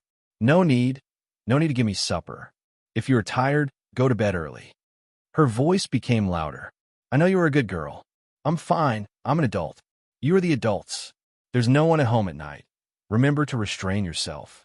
Ha ha ha. Why don't you talk? You are shy. Oh no, Li Zi and the others are back. That's it. Don't worry about me. Boss, are you chatting with your baby son again? Old Q said casually. Madame Rin laughed and said, yes. This kid is worried about us and has called several times, but I didn't see him. Look at how anxious he is. Li Zi blinked and was full of suspicion, according to her understanding of Luochio in the next room. You guys have a pretty good relationship. Old Q was stunned when he heard that. Madame Rin said with a nose that was about to reach the sky, it's just so. This kid is introverted and shy. I just said a few words and she blushed. Really, what haven't I seen before? She's an adult and still shy. You sound like you've really seen everything? Li Zi asked curiously. TSK, this Li Zi, when she's hungry, she speaks nonsense. At this time, Annie Rin kindly grabbed a handful of white rice and stuffed it into Pear's mouth. Then, she stuffed another handful into Pear's mouth, rubbing and rubbing. Eat more, Pear. We will be busy for a long time tonight. Eat more. Eat more. Li Zi was stunned. She was kidding. The hotel where the Magician Association stayed was strictly guarded and inspected, but it was not as harsh as the entrance of the summit meeting. Of course, the people who were responsible for checking the interview with the Magician Association at night were still from the Kelowna administration, but there were also the remaining members of the Magician Association. I feel that the inspection here is a bit casual. Madame Rin and the others were sitting in a separate reception room. She looked around, and they're very polite, unlike those guys in the conference hall during the day. They were all shy. They were politely invited in by the two agents from the agency. Before they left, the two agents even warmly expressed that if there was anything they needed, they could just ask, and they would definitely do their best to satisfy them, and so on. Boss, don't you feel that the way the two agents looked at us was a bit strange? Old Q suddenly asked curiously. That look, it was like little Zhang's look when he saw Sugar Daddy. It was so fake. Really? Rin Xiling paused for a moment and shook her head. If they were polite, you would say they were fake. If they pulled you in fiercely, you would say they were arrogant. Old Q, you can't have double standards. I'm double. Old Q pointed at himself and then deflated. Okay, I'm double standard. I'm a dog with double standards. Should come in, sit down. Madame Rin changed her expression and sat up straight. The door to the reception room slowly opened, and the first person to enter was the little vampire girl that the Magician Association announced to the world this time, why Elizabeth. Following, there was a woman with a silver-eye mask that covered half of her face. She wore a black business suit and gave off a capable and experienced vibe. The woman with the coiled hair first greeted, Hello, Ms. Rin. I'm currently Elizabeth's secretary. This interview will be accompanied by me. Hello, I'm Rin Xiling. These two are, I know them. Miss Yu smiled slightly at this time. I have seen the personal information you submitted. Then, let's start. After all, we don't have much time. Rin Xiling felt like she was being dominated by someone. She didn't like this kind of feeling. She was always the one on top in the past. However, facing a giant like the Magician Association, it wasn't up to a small figure like her to resist, so she could only nod. By the way, what about the other media? But Madame Rin still couldn't help but say, I remember the list of selected media. There should be 6 more. We made a last-minute adjustment. Miss Yu smiled at this time. We thought it would be better to interview alone, so we separated them. The other media were arranged in order. The vampire girl subconsciously looked at you beside her at this time. Weren't the other media outlets thrown aside and arranged for a subordinate to deal with them? Why did they arrange for them to be at the back? But Elizabeth was very well behaved and didn't expose Miss Yu's words. She just kept silent. Is that so? Ren Xiling nodded subconsciously. It seems that we are quite lucky today.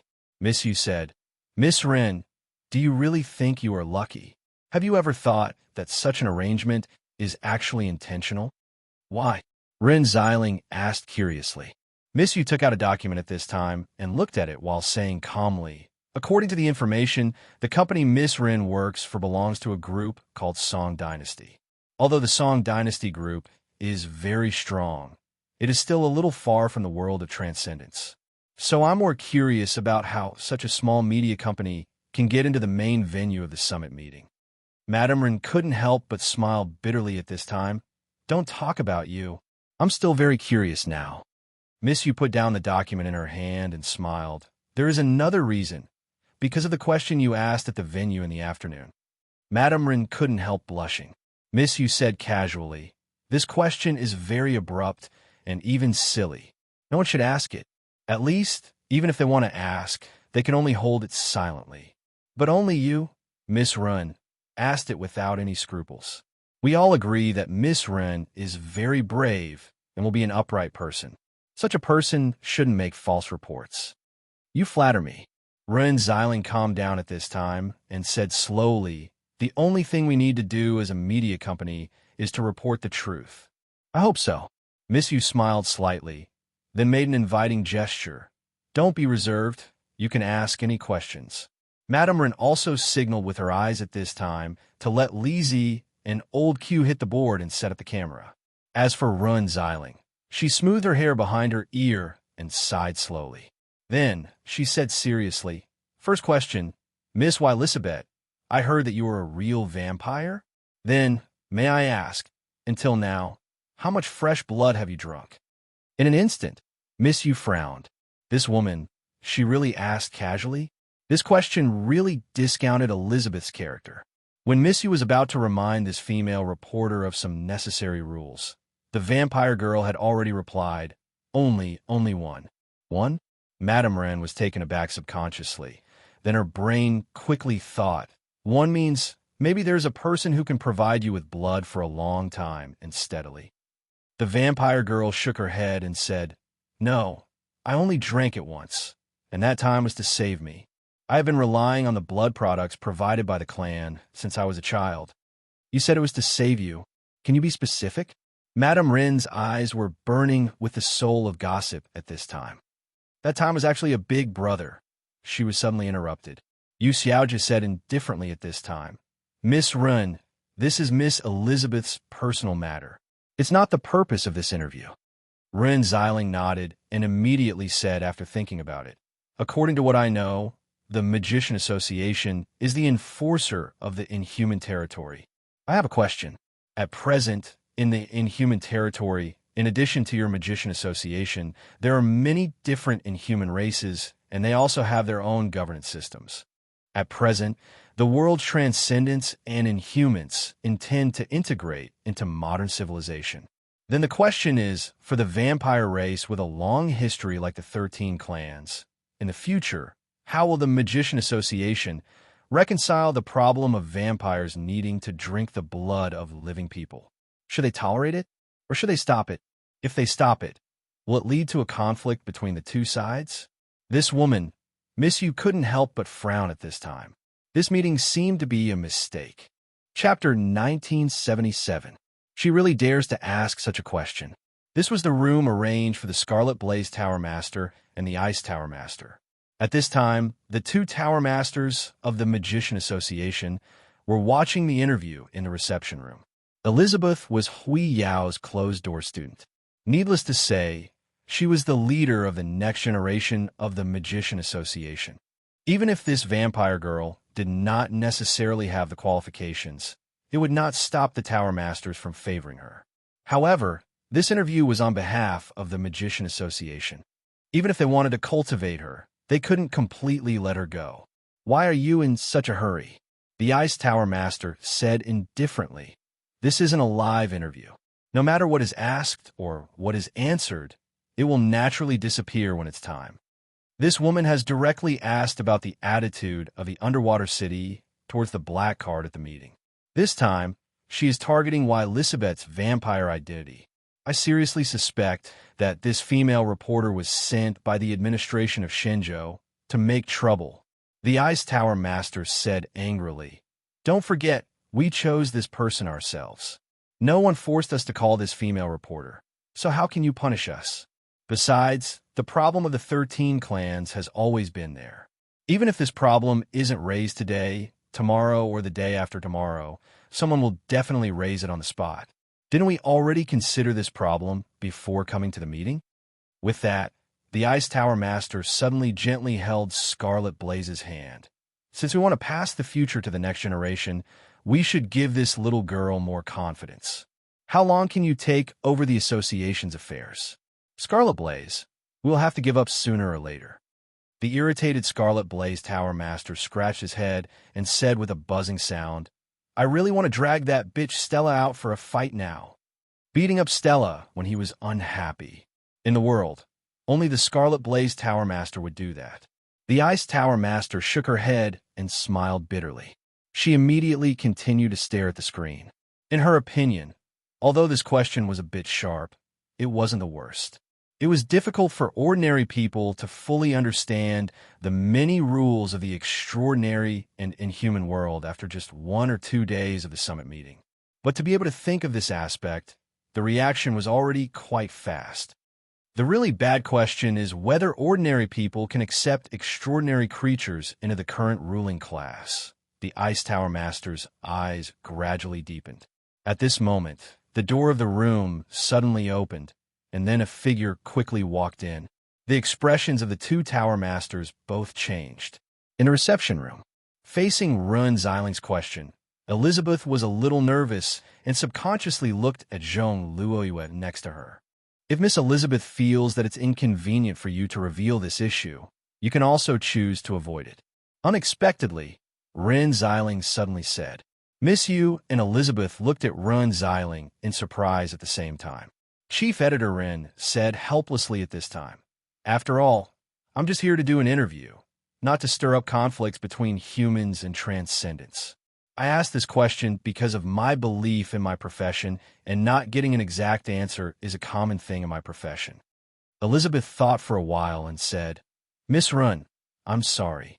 Regarding your question, there will be further discussions in the summit meeting in the future, so it's not convenient for us to respond to you at the moment. But our Magician Association will definitely try our best to reconcile the conflict between the two sides, and I also believe that the representatives of the 13 families must also know." Auntie Rin nodded and immediately said, "Let's skip this question. I heard that the Magician Association plans to build a school that recruits students all over the world, right?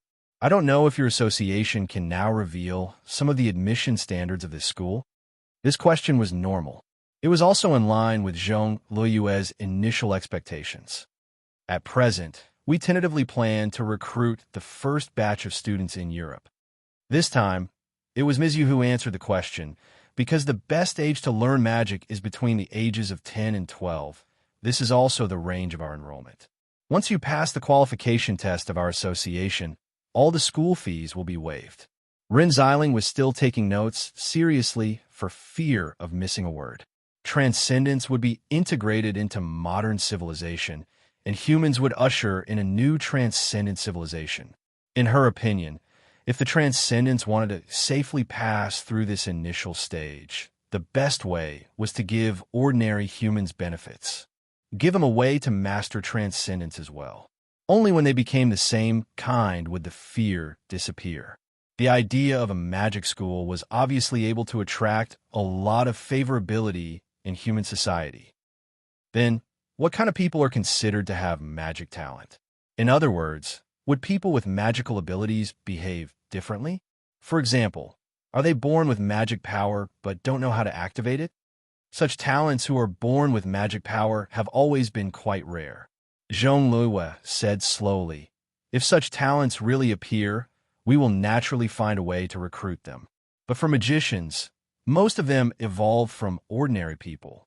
Magicians have come to where they are today through a long period of learning, mastering, and studying different magic warlocks. So, we will release the specific content of the test in the future. In other words, even ordinary people can become magicians? Rin Xiling couldn't help but be very curious at this time. For example, can someone like me also be a magician? Of course.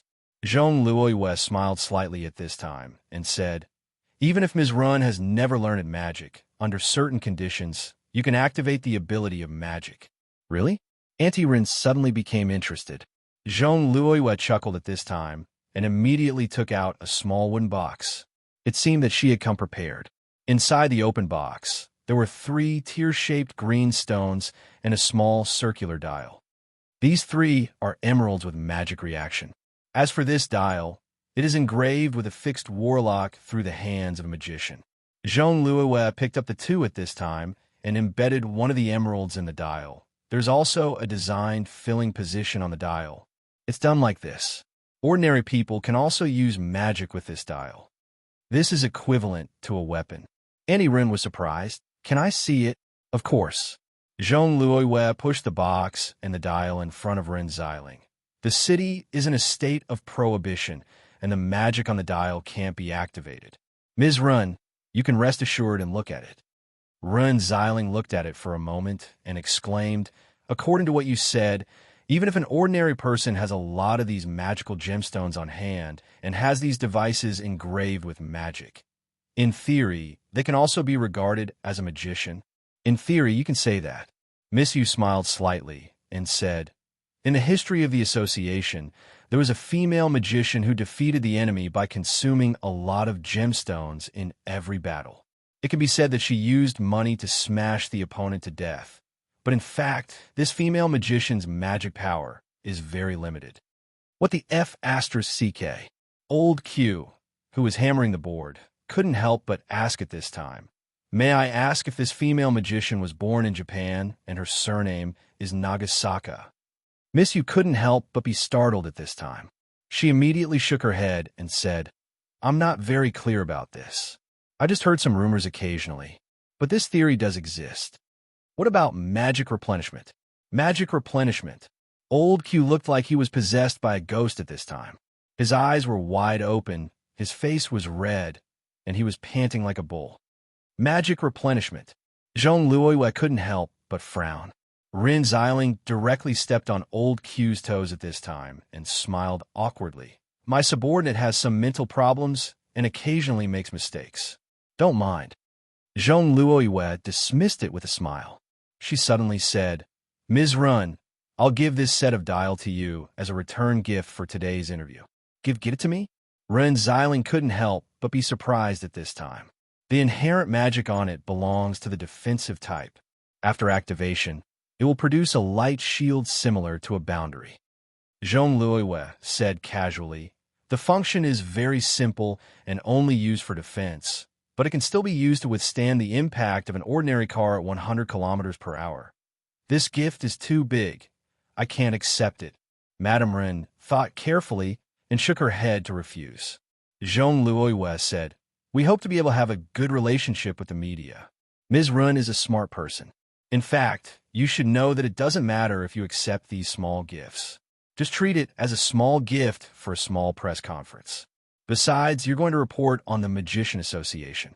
Shouldn't you also experience the magic ability yourself so that you can make a better judgment? As a reporter, experiencing it personally is also a basic duty. Then I really have no choice but to accept it? Rin Xiling couldn't help but smile bitterly, but she didn't mention any more words of refusal. Next were some conventional interviews, and there were also some miscellaneous talks about the vampire girl's personal hobbies and interests. Before they knew it, the interview had already gone on for nearly 40 minutes. Rin Xiling didn't know what to do with the media after she took up so much time. Anyway, this was the Magician Association's arrangement, and she couldn't control it. She just had to ask whatever she wanted. Ms. Run, it's almost time. Let me see the last question. Zhong Luoyue looked at the time at this time. Rin Xiling nodded, but she didn't rush to speak. Instead, she pondered for a moment before slowly asking, "Excuse me, the senior management of the Magician Association? I mean, do you plan to enter the senior management of human society?" Jean Liu's smile suddenly disappeared, and while Elisabeth opened her mouth, Ren Xiling said seriously, "This is my personal question. I promise that it won't be written in the report. Everyone in the Magician Association has different means of longevity. I want to know if you, who are close to longevity, think that ordinary people should actually be ruled." It was quiet for a long time. I believe that no matter what kind of race they are, since they can exist in this world at the same time, there must be a reason behind it. In the silence, while Elisabeth's voice slowly sounded, "I also believe that no matter which race it is, the pursuit of freedom must be their nature. The world's voice will not be unified, whether it is between a single race or between different races." Actually, the vampire girl didn't finish her words, but she was interrupted by Ren Xiling. "That's enough, Ms. Y. Elisabeth." Ren Xiling waved her hand and slowly sighed. "I said, this is just my personal question. I know that reporters are a very annoying profession, especially for the interviewees. I'm sorry for the trouble today." "In that case, let me send you out," Jean Liu immediately said seriously. "I'm also very happy that tonight's interview can be completed smoothly." "Boss, let's go back like this?" Old Q said while driving. Auntie Rin looked at the wooden box in her hand at this time and thought for a while, "Why don't we go to the suburbs?" Old Q shuddered and said subconsciously, "Boss, you're not thinking of trying this thing, are you?" "Why not?" Auntie Rin bit her lips at this time and said, "It sounds so mysterious. Let's try it.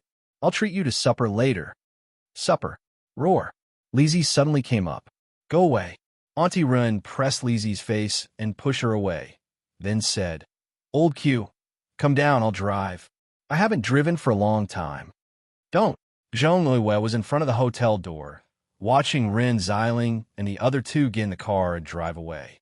Only then did she return to the hotel. At this time, an entourage of the association came to Jean Liu's side and whispered, "Ms. Yu, the people from the administration almost pulled out their guns just now."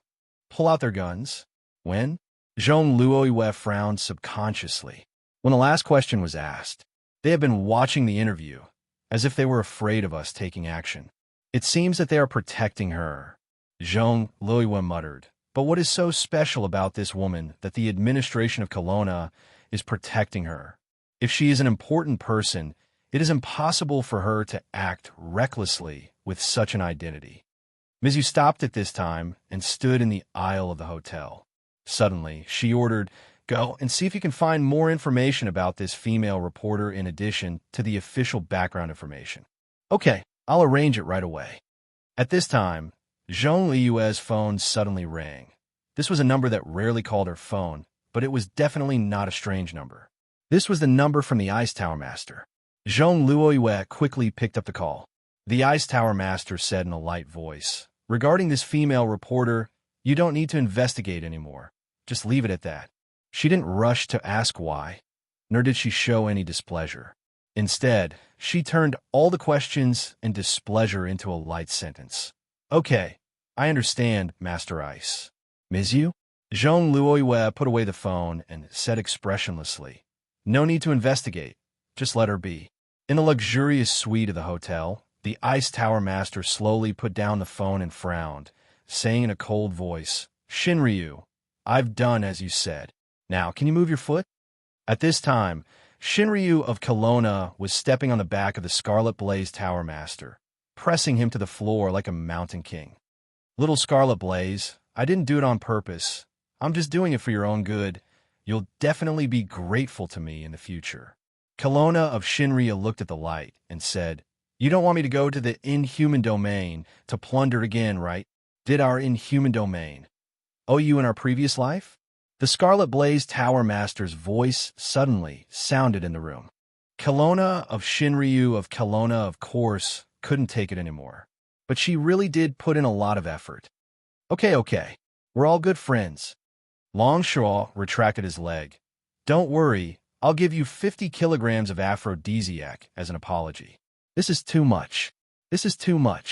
I'm going all out today." The Scarlet Blaze Tower Master's eyes were red, as if he was going to jump down from this building with Kelowna of Shinryu in his arms. Long Shiroi used a big move at this time.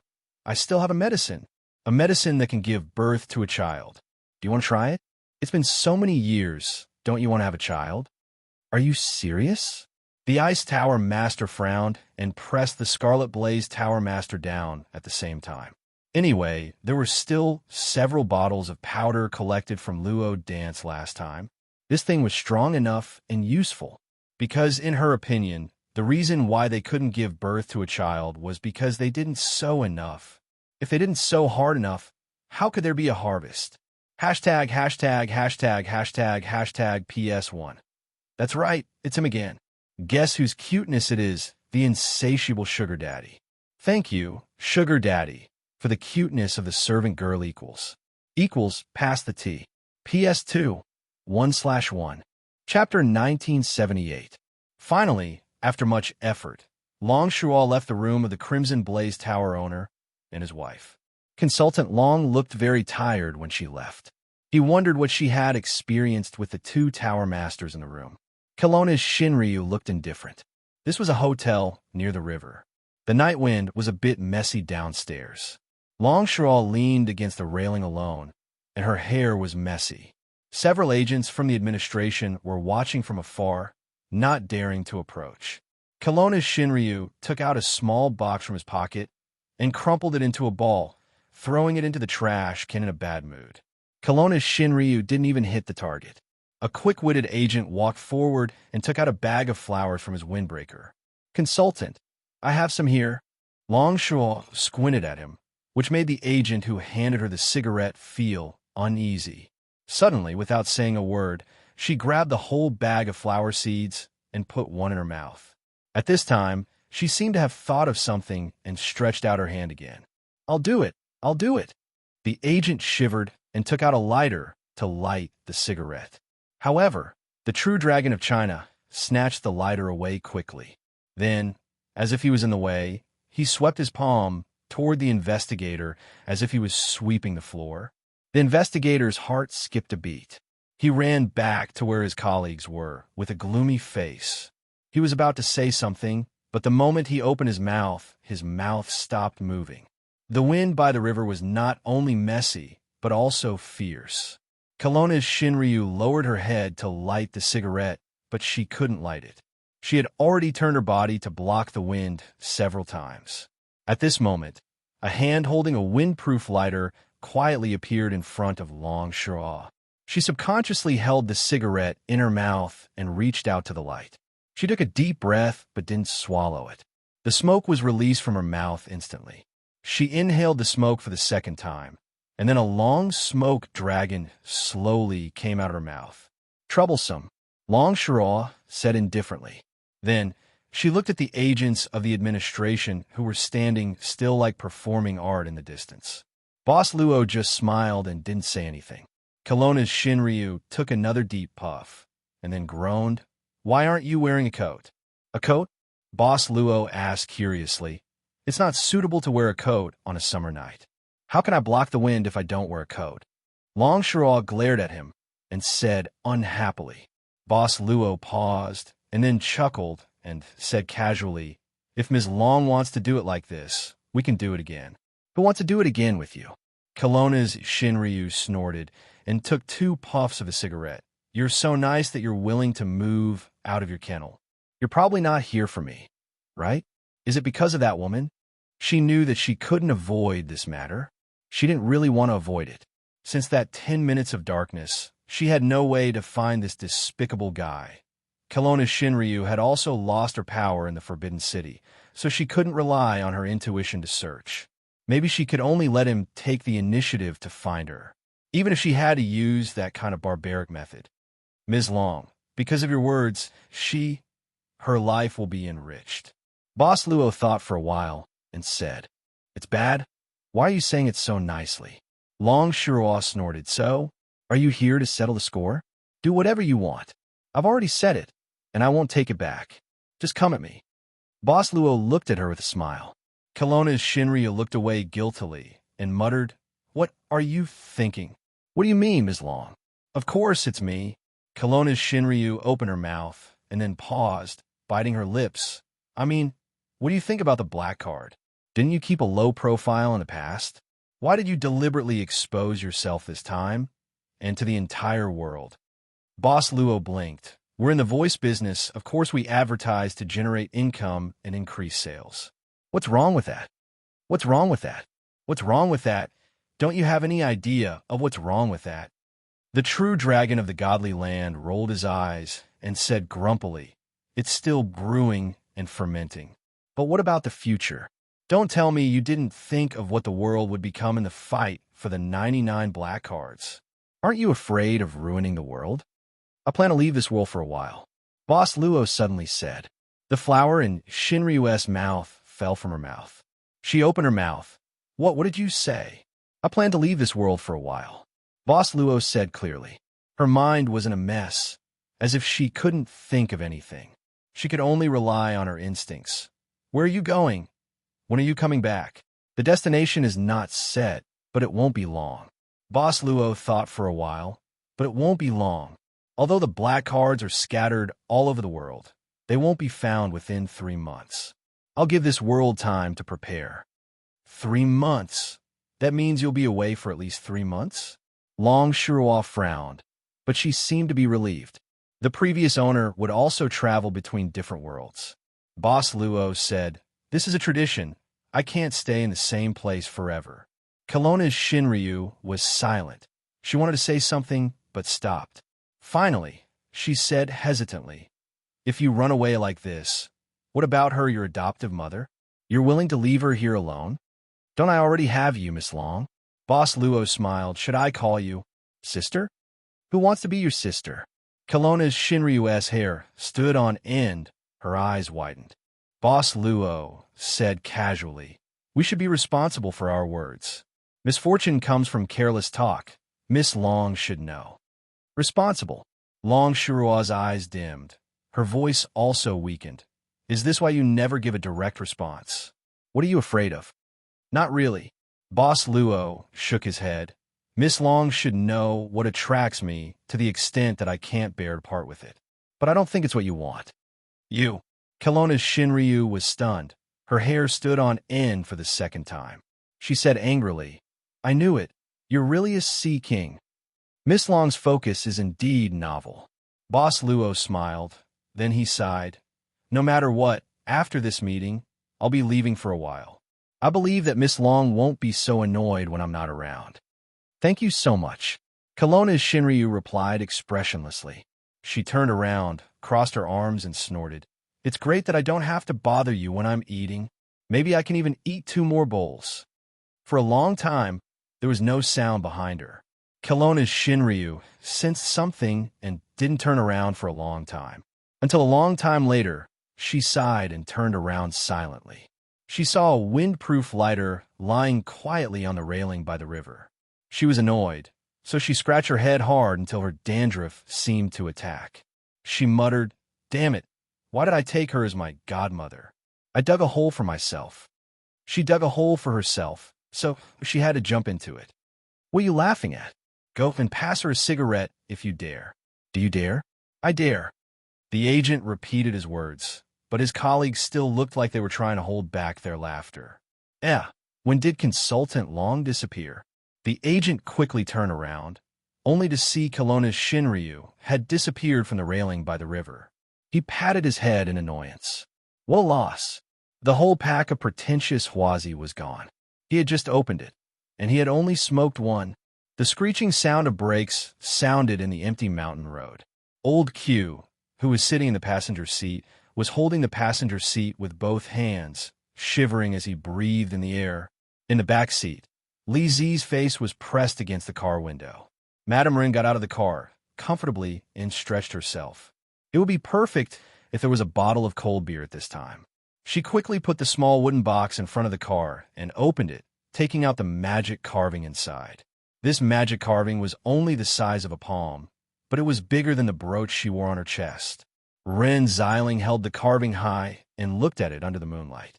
A prop that could allow ordinary people to use magic power in a second. She never thought that this thing would fall into her hands. At this time, Old Q and Lizzie climbed out of the car one after another. Old Q even rubbed his stomach and urged, "Boss, hurry up. Let's go back after the experience. It's not forbidden outside. God knows how many transcendent and non-human creatures are hiding. I heard that these transcendent creatures are very territorial. Maybe we'll accidentally intrude into their territory. Go away.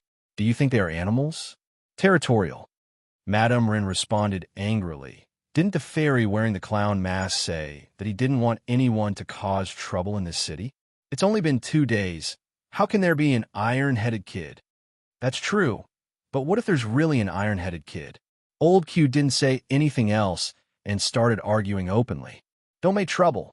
Madame Run waved her hand and immediately ordered, "Go to the trunk and take out my baseball bat. Let's try the power of this magic carving." Old Q didn't care why there was a baseball bat in the car. In the boss backpack, there were pepper spray, taser, and so on.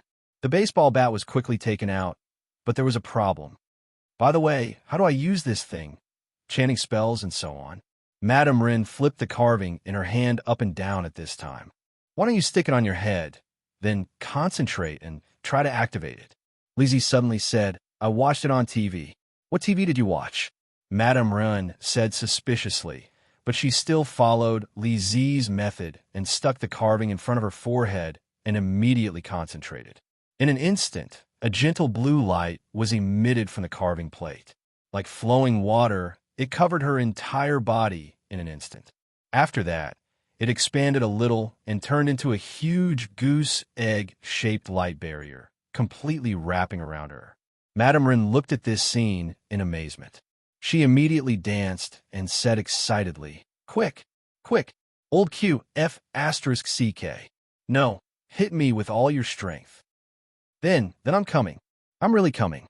Old Q swallowed his saliva at this time and held the hard baseball bat with both hands. He couldn't help but feel that his mouth was dry. He looked nervous, but also eager to try and shouted, "Boss, I'm coming." At this time, the metal baseball bat was aimed at the blue light shield on Madame Ren's body. The moment they touched, there was no sound. After the blue light ball shook slightly, it instantly absorbed the force of the hit. As for Old Q, he took a step or two back and stared at it in disbelief. "Damn, this thing can reflect damage." At this time, Annie Wren's eyes lit up. With this toy, she would be able to go deep into those dangerous places to conduct secret investigations, such as drug manufacturing factories, arms trading sites, and so on. Next year's Pulitzer Prize seemed to be in her bag. "Old Q, quick, quick.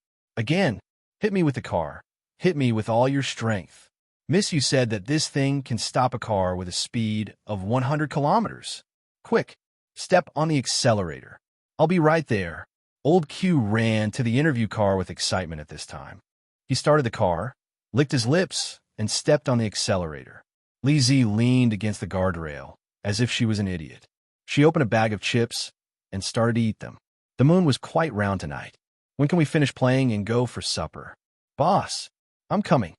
Old Q, who had accelerated for a distance and let the interview car reach a speed of 100 kilometers, shouted loudly at this time. Needless to say, although she was mentally prepared, when faced with the interview car that was rushing quickly, Madame Wren's scalp was still numb. Finally, the interview car hit the blue light shield fiercely. The blue light shield suddenly caved in, but the dent didn't touch Madame Wren and instantly recovered its shape. Then Wren Xiling saw Old Q and Lizzie, and the interview car was quickly moving away from her. On the winding mountain road, a glowing ball was crazily bouncing and rolling down at this time. "Damn! Help!" Lizzie held the guardrail with both hands and tiptoed to look. Oh, not good. Sister Wren rolled down, and it's very fast. Like a rubber ball, Wren Xiling quickly disappeared from the sight of Lizzie and Old Q. Only her shout echoed in the mountain.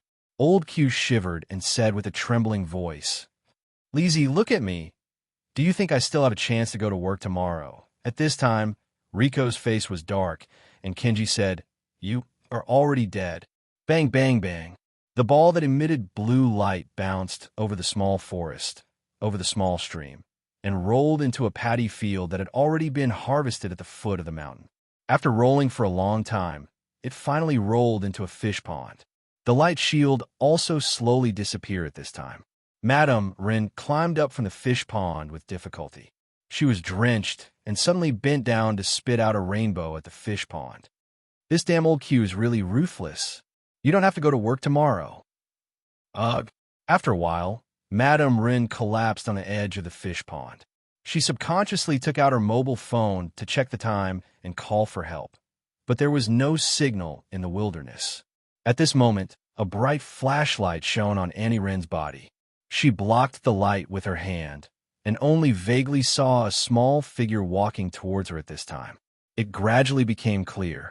What Annie Wren saw was a 13 or 14-year-old girl with a small braid, a bamboo basket on her back, small cloth shoes, and a slightly dirty face.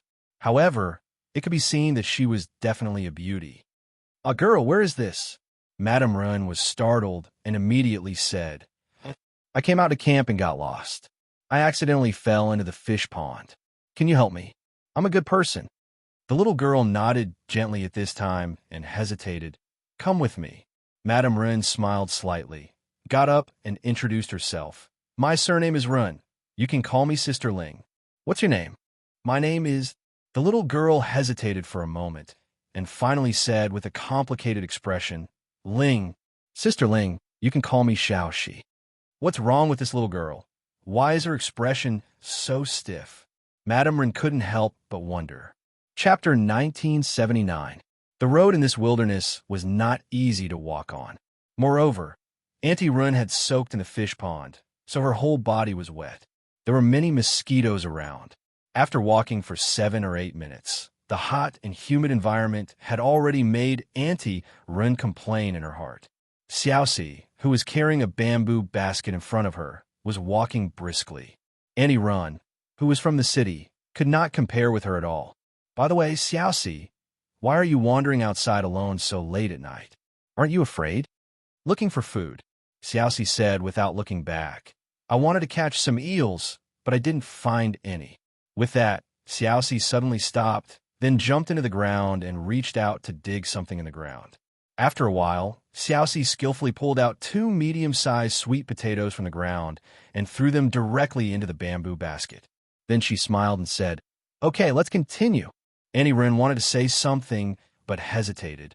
In the end, she didn't say anything. She just nodded gently and followed Xiaoxi all the way. After about 5 minutes of walking, a mud house with yellow mud walls appeared in front of Annie Wren. The courtyard walls were also piled up with mud, and a wooden door was crooked and unlatched. "Xiaoxi, you live here?" Ren Xiling asked hesitantly. "Yes." Xiaoxi turned around and nodded. "Wait for a while. I'll make something to eat first. I cooked some porridge when I came out. It's almost done." She watched the little girl with a ponytail quickly walk into the small mud courtyard at this time. In the corner of the courtyard, there was a stove piled up with stones. A blackened iron pot was placed on top of the stove, and the smell of firewood was very strong. Ren Xiling looked around. There was still no signal on the phone, but the flashlight on the phone was obviously working. The courtyard was suddenly illuminated a lot. Half of the mud house in front of her had completely collapsed, while the other half was intact. Madame Wren's heart trembled as she gently pushed open the door of this half of the house and looked inside. Suddenly, a stuffy smell hit her in the face. The ground was also muddy, but was pressed flat. The top was covered with the most common kind of plastic bag that contained fertilizer. In the corner of the house, a few pieces of dirty rubber blocks were put together. It seemed to be a bed. There were several candles beside it, some long and some short. Some clothes were neatly folded and placed in a corner. In front of the only window in the house, it was covered with some plastic sheeting. There was also a wooden stool about 30 centimeters high. On top of it was an old book. Beside it were some other old books. Ren Xiling saw the light bulb on the beam, but the switch she found on the wall could not turn on. She knew that there must be a power outage here. "Xiaoxi." Ren Xiling couldn't stand it anymore. She walked out of the room and saw Xiaoxi squatting in front of the stove, blowing the fire with a bamboo tube. Are you hungry, big sister? The sweet potatoes have just been roasted, and we still have to wait for a long time. How about you eat some porridge first? Xiaoxi thought about it and said. Auntie Rin silently walked to the stove, covered her palm with her sleeves, and opened the iron pot. It was indeed porridge, but it was very sparse, and there were also some wild vegetables that she couldn't name in it. There were a lot of wild vegetables, and they even smelled a little sweet. You usually eat these? Rin Xiling looked at the little girl with braids in disbelief. The cured meat at home is finished. Xiaoxi shook her head. I didn't find any eels tonight, otherwise there would be meat to eat. There are 2 chickens in the backyard, but the eggs have been eaten and they haven't laid yet. Some time ago, some big brothers and big sisters brought some noodles, rice and canned oil and salt, but they also finished them. What about your parents? Rin Xiling had realized something, but she still couldn't help asking. Relatives? Ma passed away a long time ago. Xiaoxi said calmly. Pa went out to work, but he didn't come back for a long time. When Grandma left 3 years ago, Pa asked someone to bring some money back, and then there was no news. This house, it collapsed last year. There's no village nearby. The village committee doesn't care about you. The village is far away, and the people in the village don't like to talk to me. In fact, it doesn't matter. I won't starve to death alone. When I'm hungry, I can eat fish and shrimp, and sometimes I can catch a few quails. There are also many things to eat in the field. Sometimes, some people will bring some food here. Those guys only know how to bring some food. Run, Xiling snorted. Xiaoxi didn't say anything, just stood up and walked silently to the side, where there were many dry branches and wood. Xiaoxi grabbed a branch and broke it with her knees. Xiaoxi's movements were very agile, and Auntie Rin's eyes couldn't help but redden. This child's movements were so agile and skillful that she was so skillful that it made her heart ache. Old Rin was also an orphan when she was a child. Before she was admitted to the orphanage, she also had a bad experience. Later, she was admitted to the orphanage. Probably because she was far away, she was noticed by a good person from Hong Kong, who then sponsored her life, and she became who she was now. Xiaoxi, how old are you this year?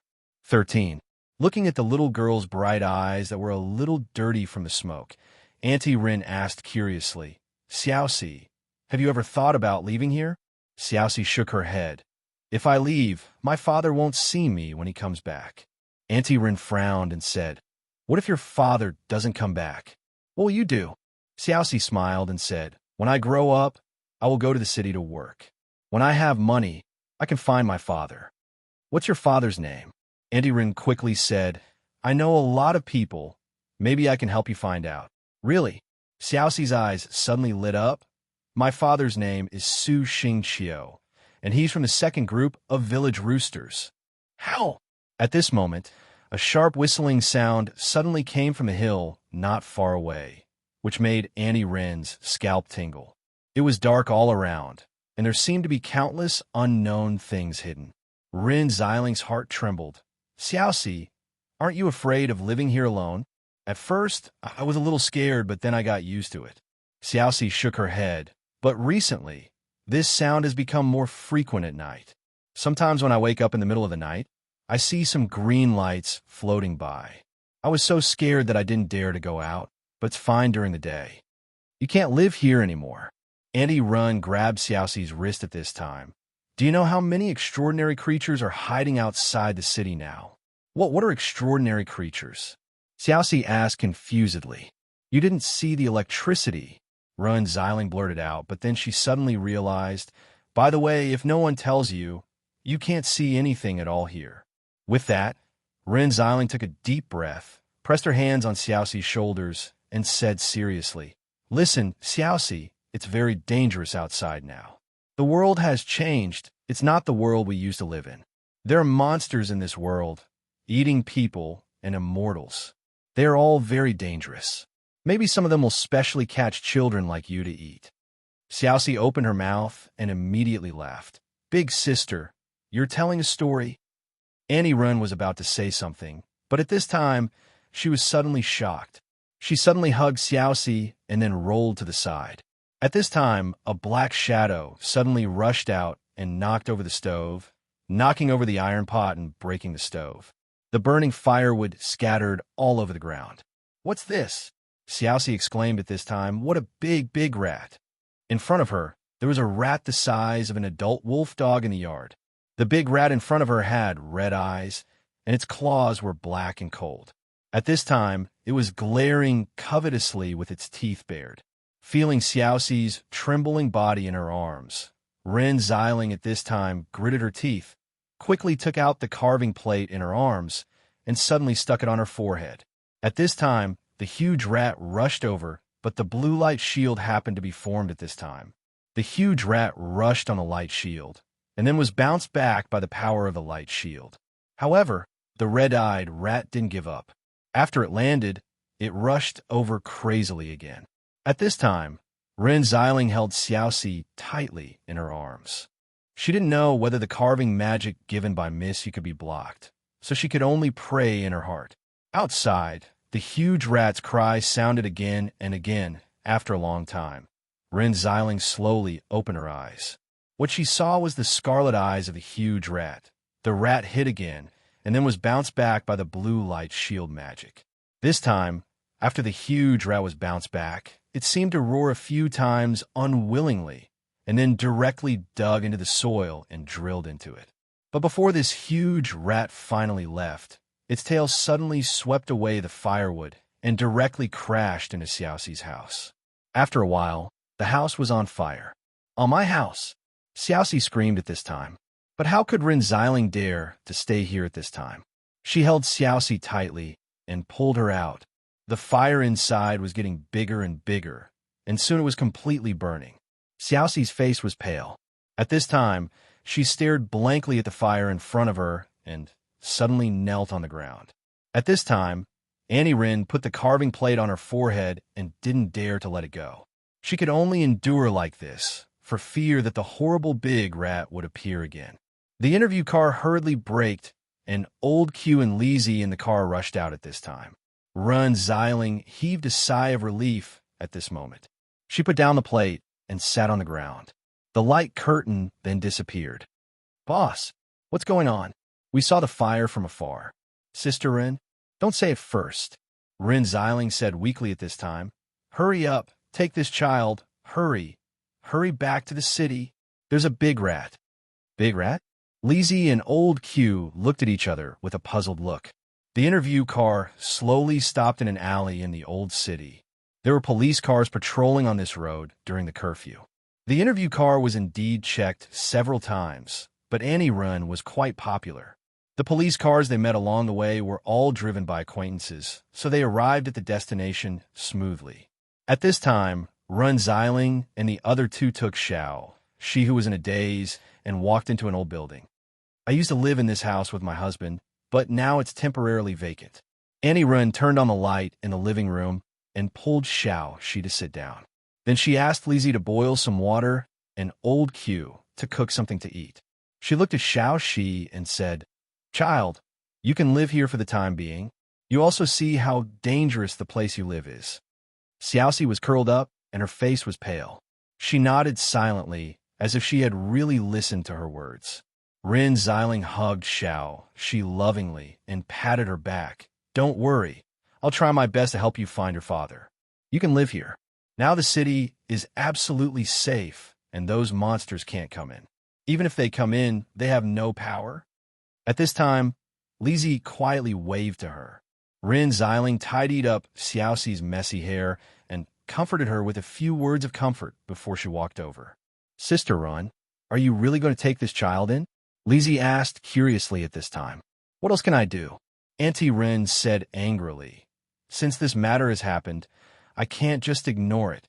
Besides, if it's you, can you bear to see this child stay in such a dangerous place alone? She doesn't even have that shabby home. Let's talk about it later. I'll see if I can help her find her relatives. If not, I'll see if there's any welfare organization willing to accept her." Lizzie tilted her head and looked through the partition screen of the living room at the little girl who was sitting in the corner of the chair, hugging her knees and burying her head. She suddenly said, "I don't think she's very afraid." "What are you talking about?" Auntie Ren reached out and knocked on the head of this foodie. Don't you have any sympathy? Your rent will be increased by 30%. The extra money will be used to buy food for Xiaoxi.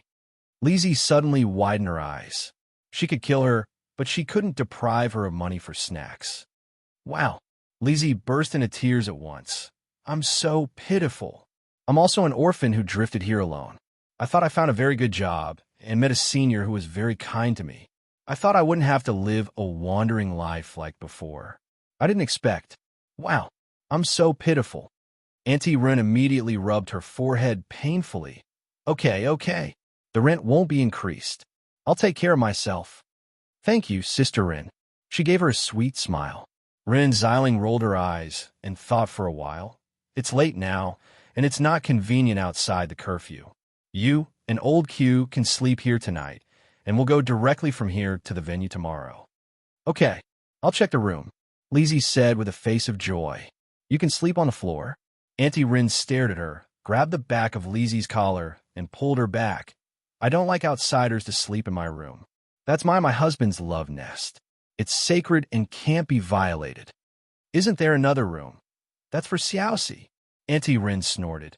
How can you let a homeless child sleep on the sofa? TSK. Tonight you can sleep here, Xiaoxi. Leading the little girl to a neat little room, Auntie Rin said softly at this time, This room used to be my son's. He loves cleanliness very much. You can rest assured that there won't be anything messy here. Xiaoxi was looking at the room in front of her with a strange expression, as if she was a little confused. Sit down first. I'll find some clothes for you.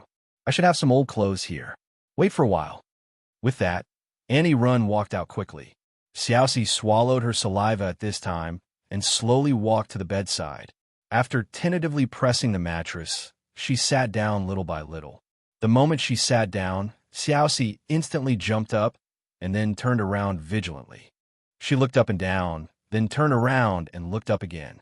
She lay down, lifted the sheet, and looked in. Then she opened the curtain and looked out of the window, nervously.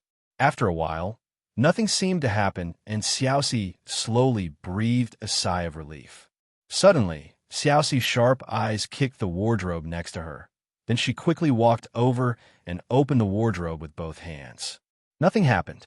At this time, she seemed to be relieved and her body relaxed.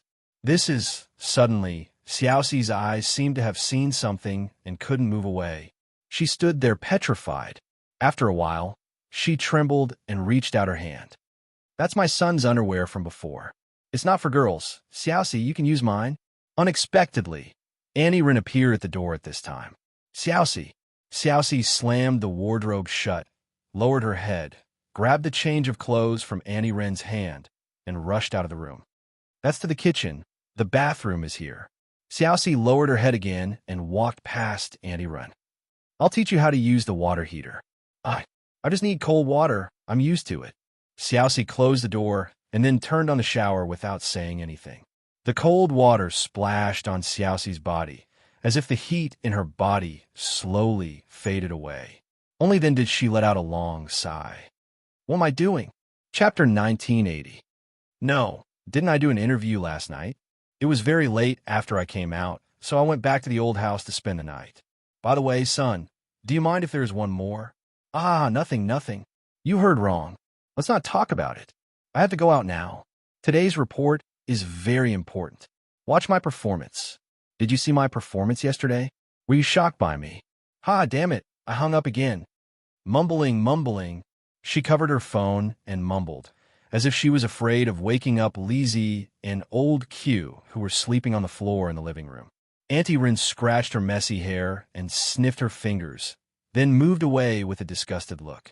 She pushed the door open, then carefully opened the door of another room, opening a little. Cece was sleeping very soundly in the room at this time. Xiaoxi's whole body was curled up in the quilt. Her legs clamped the quilt and pillow. Rin Xiling thought this was a manifestation of insecurity. She hoped this child was having a good dream. She didn't want to wake Xiaoxi up at this time, so she gently woke up old Q and Lizzie, then wrote a note and put it on the floor in front of the door. The few of them left the house as soon as dawn broke. Sister Run, aren't you afraid of leaving this little girl at home? Auntie Rin yawned at this time. There are old neighbors nearby. When I went out, I greeted several neighbors I knew before. There's a bun shop downstairs, so I also greeted it. Its second-generation leader will send some food upstairs when the restaurant is open. I'll leave some notes for Cece. She's just a junior high school dropout. She's not illiterate. Don't worry. Maybe she's better at taking care of herself than you are. Since I met Sister Run, I feel that the happiest thing in the world is to be your giant baby, Lizzie said with great ambition. But Lizzie's chest was only the size of a pear, so she didn't have much momentum, which made old Q, who was driving in the front, snicker. The interview car drove slowly to the summit meeting venue. Little she yawned, grabbed her messy hair, and got up. She even sniffed her fingers. I washed my hair when I showered last night. It's not greasy, not dirty, not even dandruff. Perfect. At home. Bah, there was no movement in the house. Those guys should have gone out and were probably on their way to the venue. Little she stretched herself and then glanced at the battlefield last night. It was really like a battlefield. For the entire night, she silently agreed that a certain profiteer might suddenly appear in the middle of the night to ambush her. She endured all the way until dawn, when she was so sleepy that she fell asleep. Just like that, they spent the night on this bed. At this time, Xiaoxi seemed to have lost her soul. She stared blankly at the golden light of the rising sun outside the window, feeling as if her life had reached a new level. I also slept on a man's bed for a night. However, her absent-minded state did not last for long. Instead, her subtle mood was quickly ruined by a thought that suddenly intruded into her mind.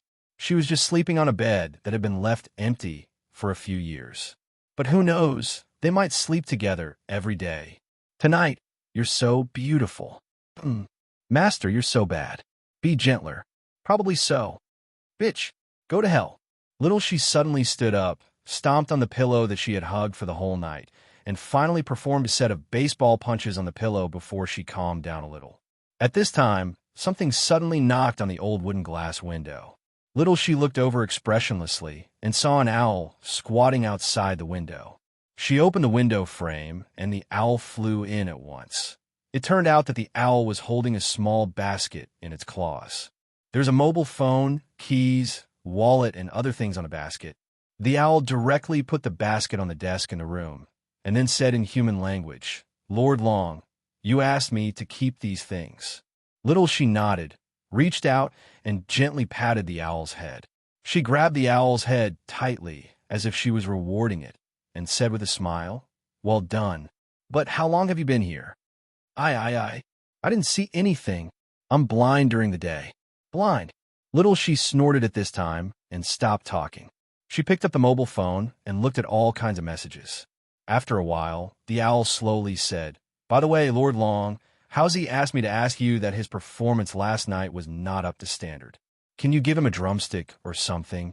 In fact, it's mainly because Howsey's eldest son is about to get married. He wants to make some money and buy something." Lord Long? Little she said casually, "Ask Howsey to find the people from the administration. Tell them it's my idea to arrange a small 2-bedroom house in the city." The owl was overjoyed and thanked her repeatedly. "Lord Long, if there's nothing else, I'll go home. It's not safe in the city. I'm afraid I'll be shot down. There are many naughty kids outside, and several stones were thrown at me on my way here." Little she waved her hand. "Go. Wait, remember these things. No matter who asks, don't tell anyone. You know what the consequences of offending me are." The owl immediately nodded in fear and then flew out of the window. Little she picked up the phone again. After a while, "Sister Long, where did you go last night? Why didn't you come back last night? You've been on the phone for a day and a night. I saw a lot of people messaging you. Hey, why does your voice sound weird? Like you're much younger? Damn it, was I old before? No. Forget it. I have something to talk to you about. Come over here." Little she immediately said quickly, "You should know the address. It's near the bun shop where you used to work. Come quickly." Huh? What? You're not going to attend today? Maybe tomorrow? Because I asked you to bring up the monster special zone proposal on the last day of the meeting. What does this have to do with you not attending? Well, what else can I say? But Lord Long, are you okay? Why does your voice sound weird, like you're much younger? Old man, You're F** king dead. The last thing Fire Cloud, evil god, heard was a dragon's roar. He suddenly shivered and looked at the phone screen that had been cut off. After a while, Fire Cloud, evil god, opened his mouth with a dumbfounded expression. He then shook his head, put on a mask, and lay down to sleep. Back to yesterday.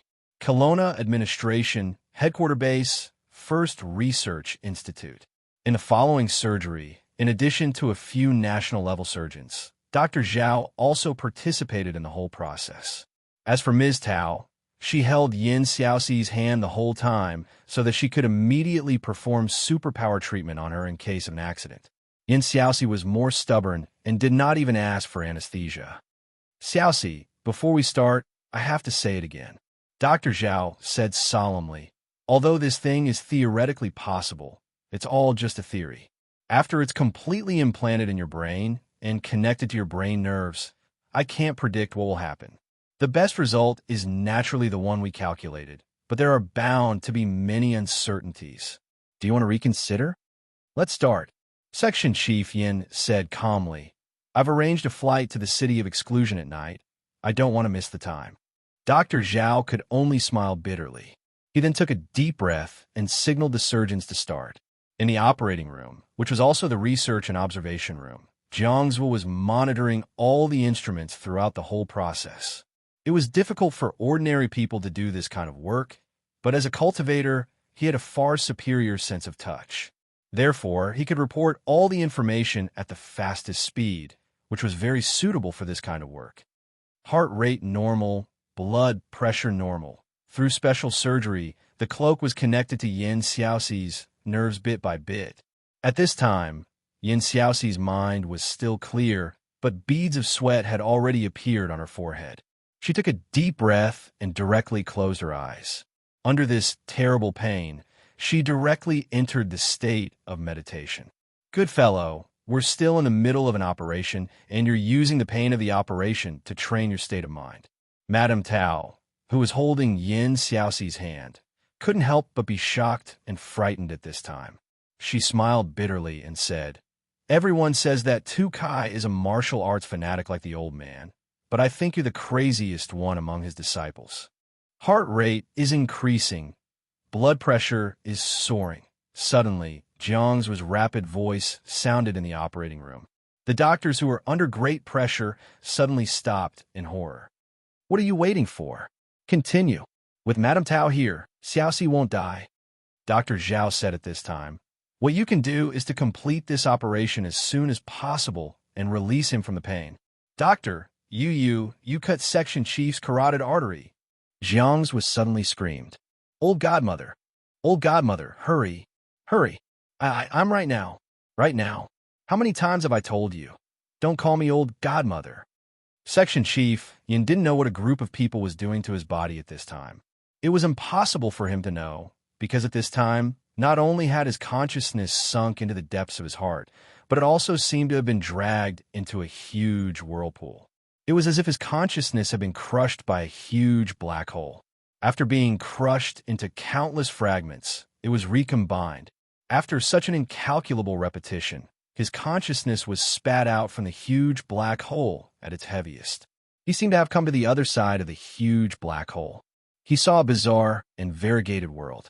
Everything at this moment was beyond all his knowledge. The girl smiled as she pointed at the ground, and countless golden wheat began to grow on the ground. The woman who was cooking just snapped her fingers, and in an instant, a table full of sumptuous food appeared out of thin air. Some people murmured something after being touched, and the wound was healed. Some people made huge ice sculptures stand up in the sea. Some people changed the weather and made the sky rain heavily just to fill the swimming pool at home. Some people suddenly turned into an eagle, and then the eagle slowly expanded and turned into metal, and finally became a huge fighter plane. The fighter plane could even transform into a huge robot that could stand up. And some people, it was like a world of gods. Suddenly, or rather, it seemed to have been fixed in a hollow ball made of countless complicated bronze threads. He even heard something. Outside the hollow sphere, there were two godlike handsome men dressed in long robes. one in gold and one in silver. They were talking about something. The handsome man in the gold robe said excitedly, "It's a success. Myriad essence or mother. Cicero, look. The myriad essence or mother that is comparable to the surface level source was born from my hands." The silver robe man said calmly, "Yes, congratulations, Prince Desolate. Your efforts were not in vain. With it, it can be used. Origin capture. Finally, I will surpass my brother. Prince Desolate. The crown prince has always been Cicero. Prince Desolate. The crown prince, who is it?" He wanted to find out, but the conversation was gradually interrupted. At this moment, the man in the silver robe outside the hollow ball suddenly looked into the hollow ball. Yin Xiaoxi's consciousness made eye contact with the man in the silver robe named Cicero. The man in the silver robe's lips moved slightly, as if he was saying something. All of a sudden, Yin Xiaoxi seemed to be able to read his lips. "You shouldn't be here." As if that was what he was saying. In an instant, Section Chief Yin experienced the pain of being swallowed by a huge black hole again, repeatedly. In the end, he lost all of his consciousness. In the operating theater, Yin Xiaoxi sat up abruptly while shrieking in horror. He took deep breaths and began to focus. Yin Xiaoxi stared at the various syringes that had been inserted into her body. She then looked up and instinctively scanned her surroundings. "Oh my God, Xiaoxi, you're finally awake." Dr. Zhao hugged him without hesitation. "Do you know that you've been unconscious for a day and a night? No matter what we did, we couldn't wake you up." Section Chief Yin rubbed his swollen head and suddenly thought of something. He reached out to touch the back of his neck. "Surgery?" Section Chief Yin, the surgery was very successful, although the process was a little dangerous. Jiang's was stepped forward to report the good news. "If it weren't for Lao Ganma here, you would have been killed by Dr. Zhao's scissors. Was the surgery successful?" Section Chief Yin lowered his head. Everything that he experienced when he was unconscious seemed to be a broken dream. He tried hard to recall something, but only a vague impression. He could only remember the intermittent conversation between the man in the gold robe and the man in the silver robe, as well as the man in the silver robe's last gaze. As for his consciousness in that bizarre and magical world, he didn't remember anything. Xiaoxi? Dr. Zhao's voice pulled Yin Xiaoxi back to reality. He subconsciously frowned. "What? I'm the one asking you. What are you thinking about?" Dr. Zhao asked in bewilderment. "You felt that something was amiss after you woke up. Are you feeling unwell?" "No, I'm just curious. Since the surgery was successful, I don't seem to feel any changes in my body. I'd like to test the effects of the cloak. Arrange a laboratory for me," Yin Xiaoxi said solemnly. "Arrange it." Chapter 1981. They arrived much later than planned, but they should be able to make it before the start of the summit meeting on the 4th day. This time, they boarded a small private jet. Since the Kelowna administration had plenty of resources, it wasn't difficult for them to obtain such a plane. Basically, Section Chief Yin rushed to the airport immediately after leaving the experimental site. Professor Zhao and Jiang Zhuo also tagged along. They had to stay by Yin Xiaoxi's side at all times and observe the changes in her body every day in order to obtain more experimental data. Although the operation this time was successful, the power of the biomass gear didn't reach our expectations. Besides, it's very taxing on your physical and mental strength. On the plane, Dr. Zhao showed Yin Xiaoxi some of the data after the implantation. "This is the 6-dimensional image of your normal state. This is the result after the biomass gear. It's obvious that your intelligence can't be increased." Dr. Zhao adjusted his glasses and said embarrassedly, "What I mean is, your intelligence is actually enough." Yin Xiaoxi glowered at Dr. Zhao expressionlessly before taking the data from him and reading it herself. "There's indeed a huge increase in attack and defense," Yin Xiaoxi muttered. "During the test, I felt that the power of my full-powered punch had increased by more than 5 times. It's far from 6 times. This doesn't match what you said about the increase of hundreds of times." Professor Zhao smiled bitterly and said, "Brother, everything has its physical limits. A slap can kill a mosquito, and an atomic bomb can kill a mosquito. However, a A slap can't turn into an atomic bomb, right? Even if the mosquito is dead, it wouldn't care if it was slapped to death or bombed to death, right? What a lousy analogy. Yin Xiaoxi shook her head. However, the increase in strength under the biomass gear was already a huge surprise. Although it was at the level of a martial artist, in terms of combat power, it was already a huge improvement. Are you planning to mass-produce this? Yin Xiaoxi suddenly asked. After a moment of silence, Professor Zhao said, I've temporarily asked Ms. Tao to keep this experiment a secret. What's the reason? Yin Xiaoxi asked with a frown.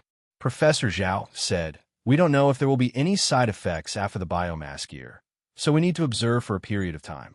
Yin Xiaoxi asked again, what's your reason? Dr. Zhao could only helplessly say, there are some people above who don't listen to advice. They only see the power of the biomass gear.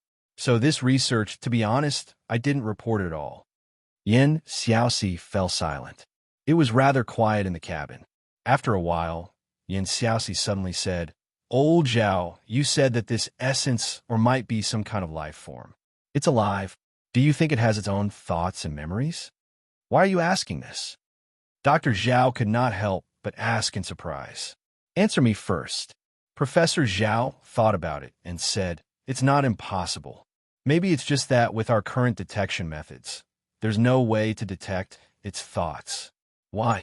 Could it be that you felt something through this operation? At this moment, Yin Xiaoxi rubbed the back of her neck and said casually, nothing much, I just feel like there's something extra in my body. That's why I couldn't help but think about it. If you can really feel anything, remember to tell me immediately. Dr. Zhao was rather excited at this moment. Perhaps this will be very helpful for future research. Definitely. Section Chief Yin nodded absent-mindedly and immediately looked out of the window. However, at this moment, Yin Xiaoxi was suddenly taken aback and even her whole body tensed up. It was because through the small window, Yin Xiaoxi actually saw the face of a ghoul, or rather, the face of a guy who was wearing a black metal ghoul mask. At this moment, the other party appeared outside the plane and was on the flight path in the sky. What's this? Dr. Zhao exclaimed. Then a loud noise was heard. The guy wearing a black devil mask outside had actually broken through the deck of the plane with a single blow. In an instant, the huge air pressure difference caused a strong gust of wind to form in the cabin. Everyone in the cabin was instantly thrown up. However, the attacker wearing a black devil mask in outer space actually resisted the terrifying suction force and grabbed the large hole in the cockpit deck with one hand and directly flipped into the cockpit. Section Chief Yin suddenly held his breath, and at the same time, the true power in his body vibrated, and he used the suction formula in martial arts. At the same time, with the help of the safety buckle, his body was firmly pressed against the seat. At the same time, he pressed down on Dr. Zhao, who was blown up with one hand. As for the people who had the fortuitous encounter, he could not take care of them for the time being. Facing the guy wearing a black ghoul mask who broke in at this time, Section Chief Yin threw a punch without hesitation, trying to blast the other party out of the plane 10,000 meters high. However, this hasty punch was directly blocked by the guy wearing a black ghoul mask with his palm. The other party even held Yin Xiaoxi's fist tightly with his palm. Section Chief Yin could not even withdraw his hand for a moment. That's it.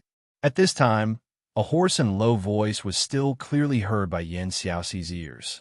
I heard that you've completed some special operation and your strength has improved a lot. At this time, a glint flashed across Yin Xiaoxi's eyes. In this urgent situation, he could not care too much. The moment he concentrated, a huge explosive force suddenly erupted from Yin Xiaoxi's fist that was held by the black ghoul mask, and it forcibly blasted the palm of the man wearing a black ghoul mask away. At this time, a silver-gray keratin started to appear from Section Chief Yin's tightly clenched fist. Like a silver-gray armor, it covered Yin Xiaoxi's arm little by little. However, at this moment, the hand of the man wearing a black ghoul mask who was blasted away by the explosive force appeared again silently and directly held Yin Xiaoxi's wrist. In an instant, a huge and scorching true power of the martial artist was directly poured into Yin Xiaoxi's body through the contact point. The huge and scorching heat instantly made Yin Xiaoxi feel like he was being roasted by flames. It should be powerful, but it's a pity that the speed is too slow. Or rather, you haven't had time to practice it. At this time, the man wearing a black ghoul mask said indifferently, but you'll have a chance in the future.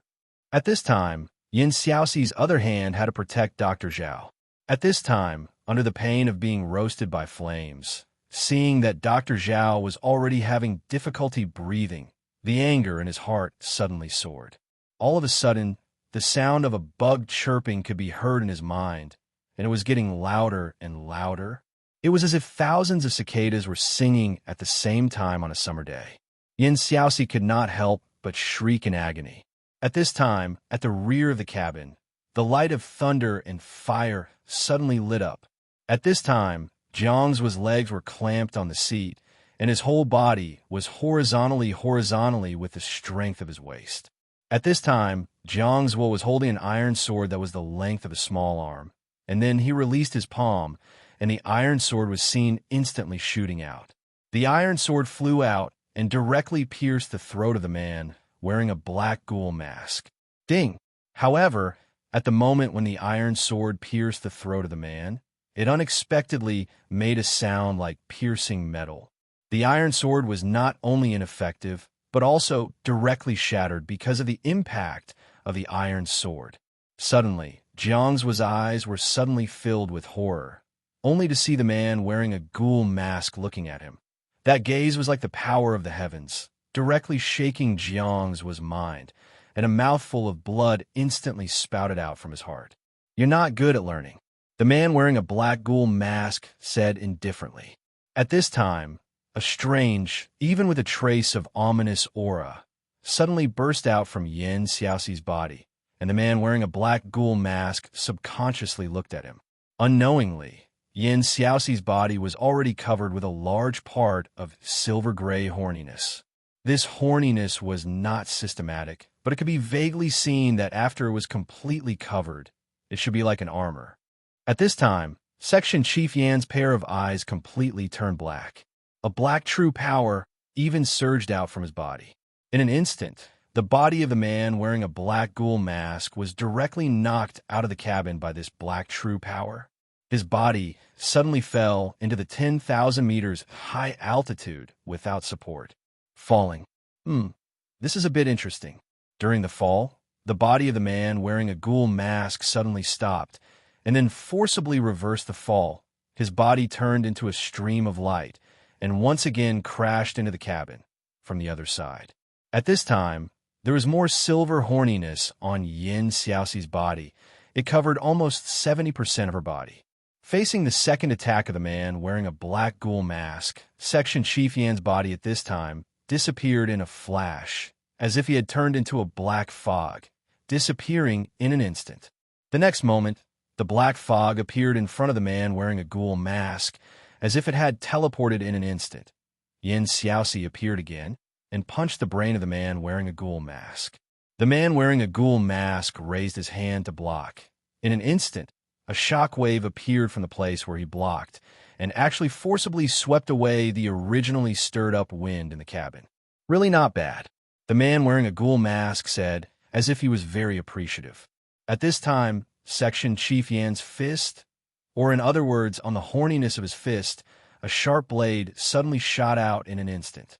In a flash, a cold light flashed in the eyes of the man wearing a black ghoul mask at the same time. A light golden sword light pierced through the plane in an instant. In the end, the small plane was directly cut into two halves by this sword light.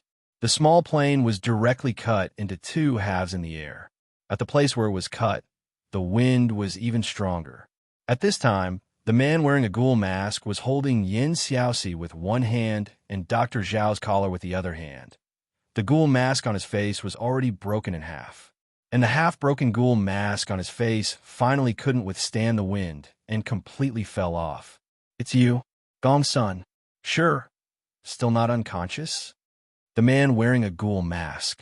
Gong-sun Shiyu looked down and said indifferently, as expected of Fire Cloud's disciple. After saying that, Gong-sun Shiyu directly jumped out of the broken cabin and disappeared among the white clouds. And this small plane was also half destroyed after that. The other half continued to fall, and not long after crashed into the mountain. At this time, Firecloud Evil God was sitting in front of the table with a newspaper spread open.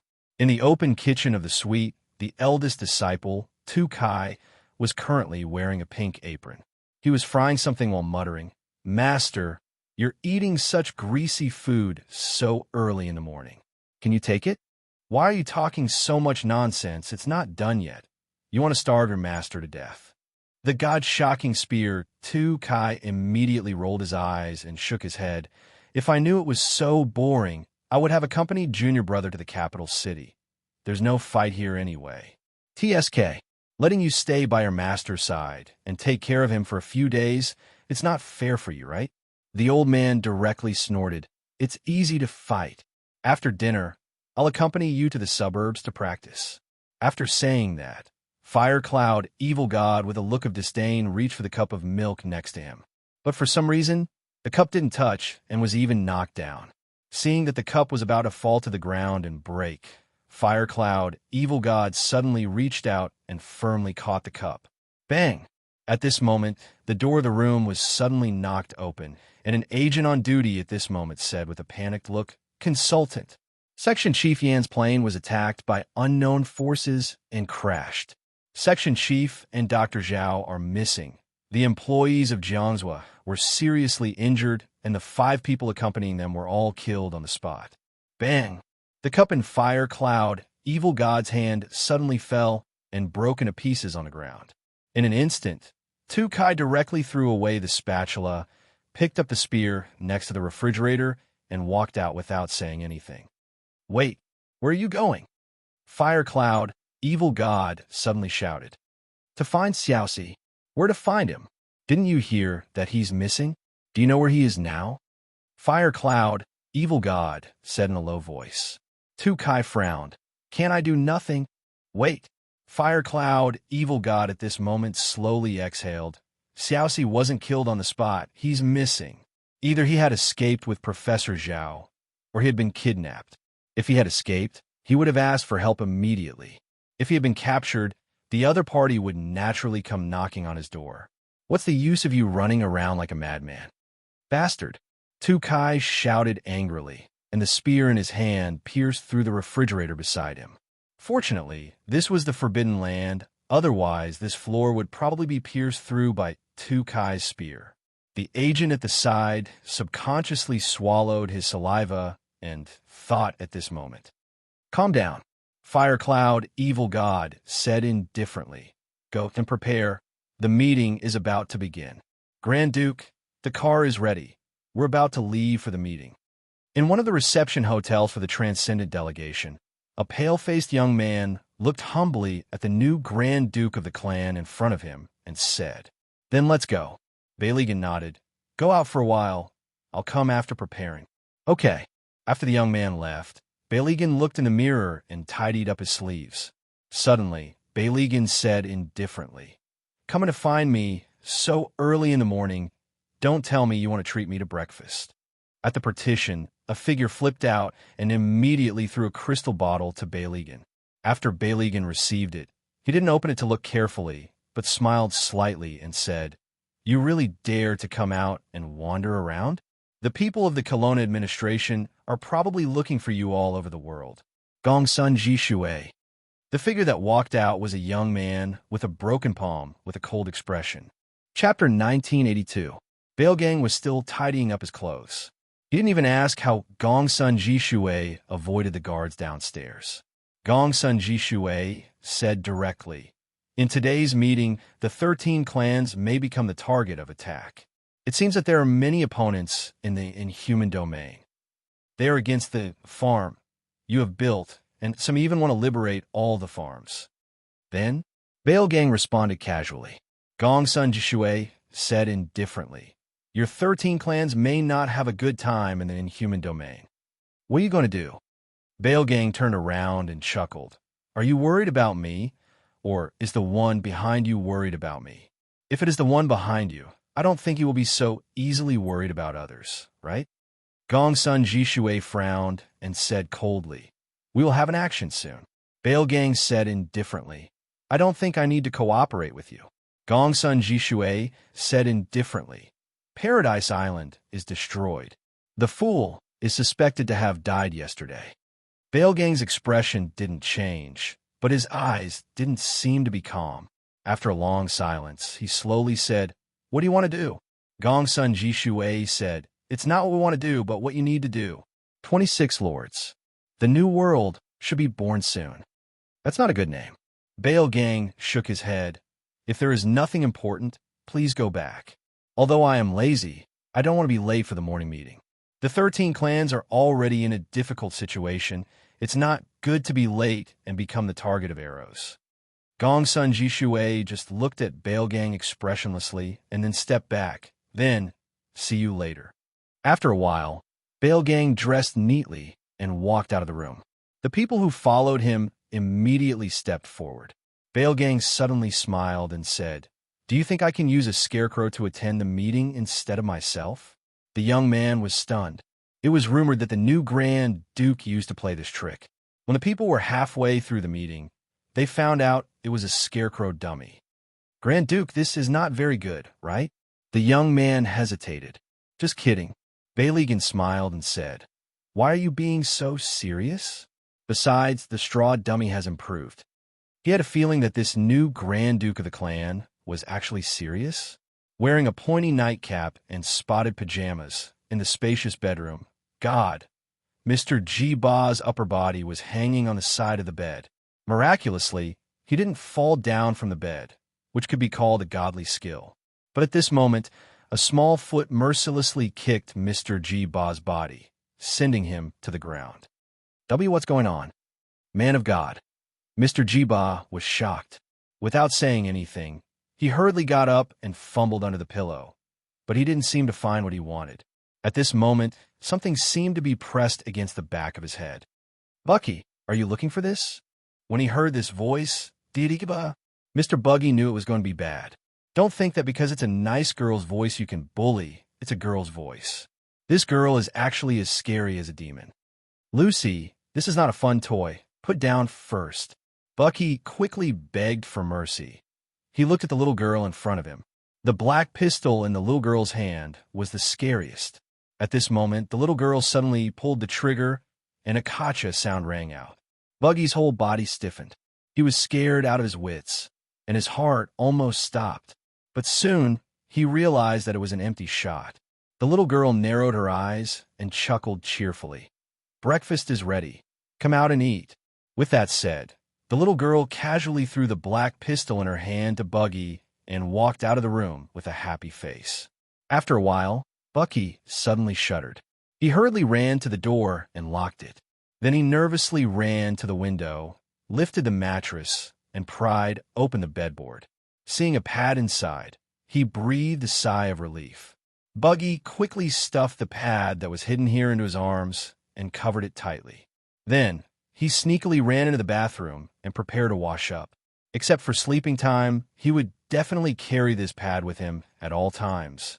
He only had this sense of security left since the day Lucy, this demonic girl, appeared in front of him. No, she's a demon through and through. She's the queen of hell, Lucifer. Don't be fooled by her cute appearance. Bucky, who was brushing his teeth, suddenly said, and then he accidentally swallowed the toothpaste foam, causing him to cough repeatedly. Fortunately, he didn't pass out. Why am I so unlucky?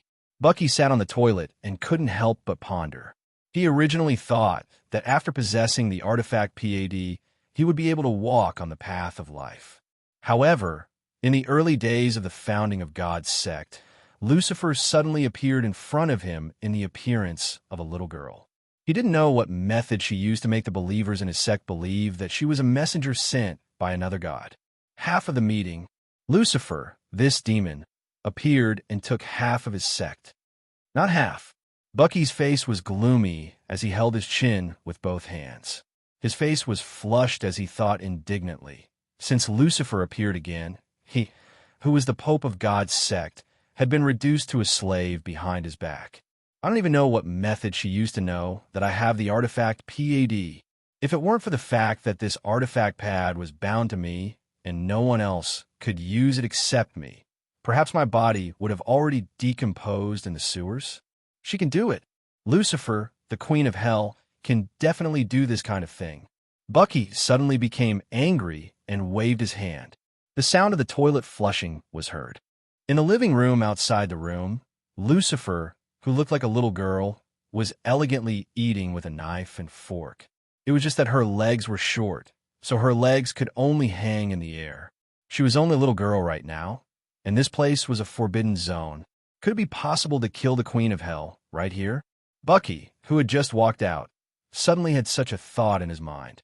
Like an evil thought, it suddenly made Bucky feel like he was possessed, and his breathing couldn't help but quicken.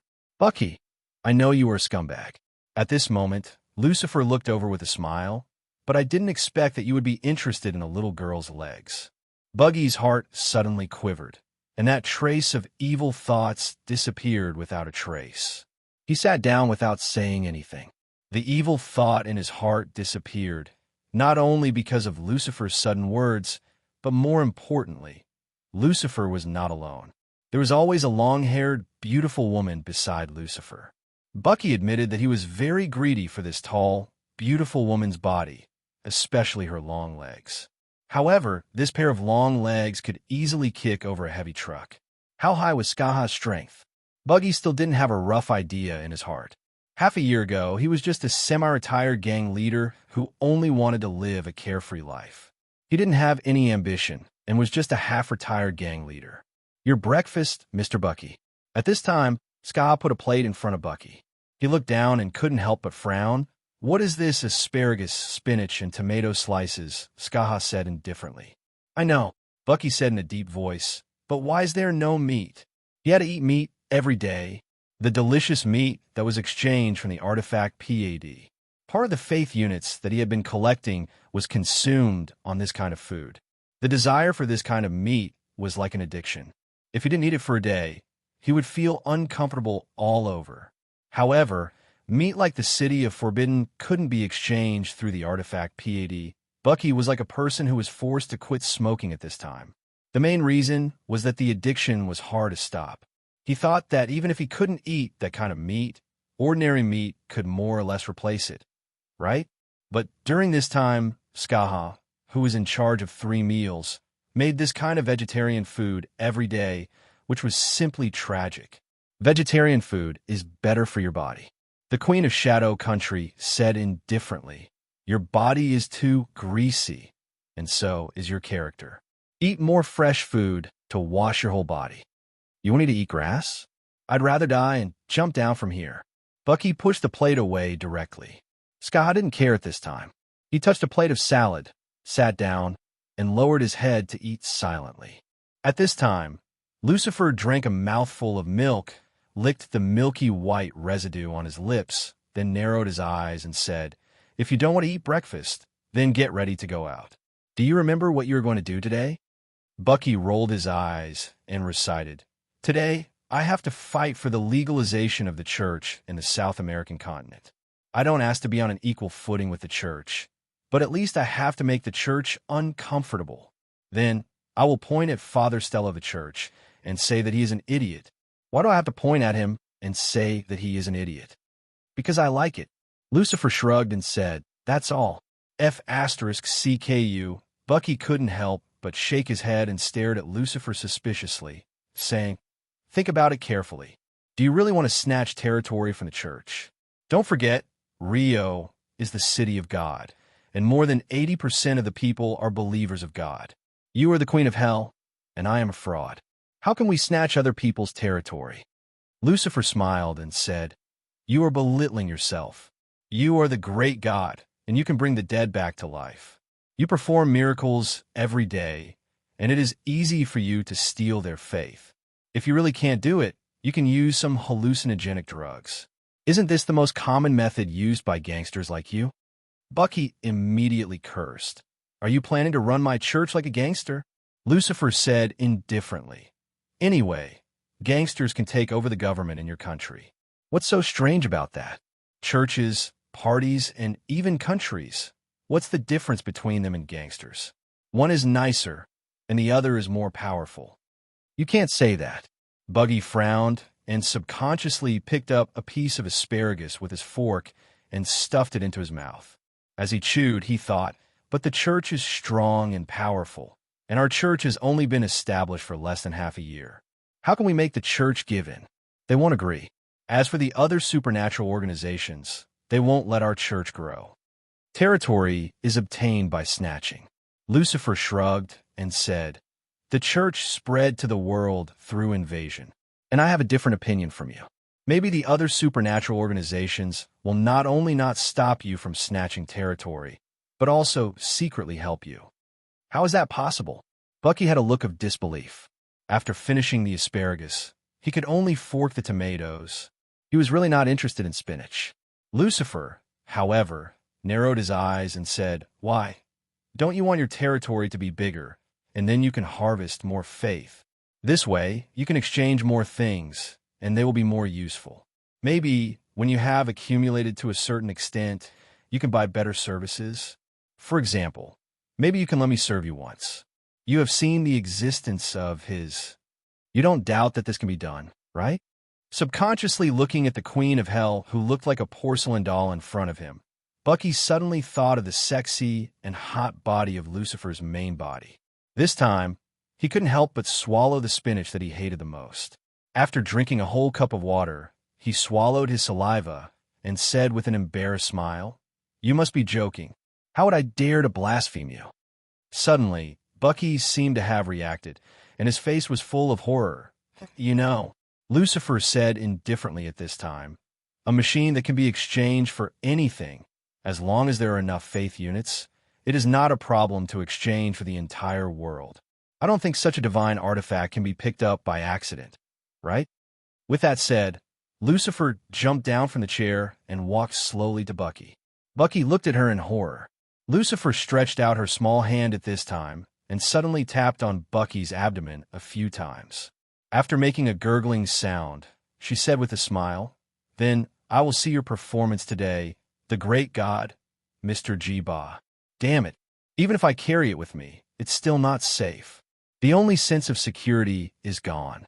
F***C. Miss Wren. Miss Wren, this way please. Inspection? There's no need to inspect. I can exempt you from this today. Wren Xiling looked at the 4 agents of the administration who appeared in front of her with a puzzled expression.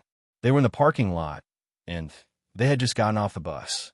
At first, Aunt Wren thought that because she asked the Prince of Undersea City yesterday, she was going to be punished today.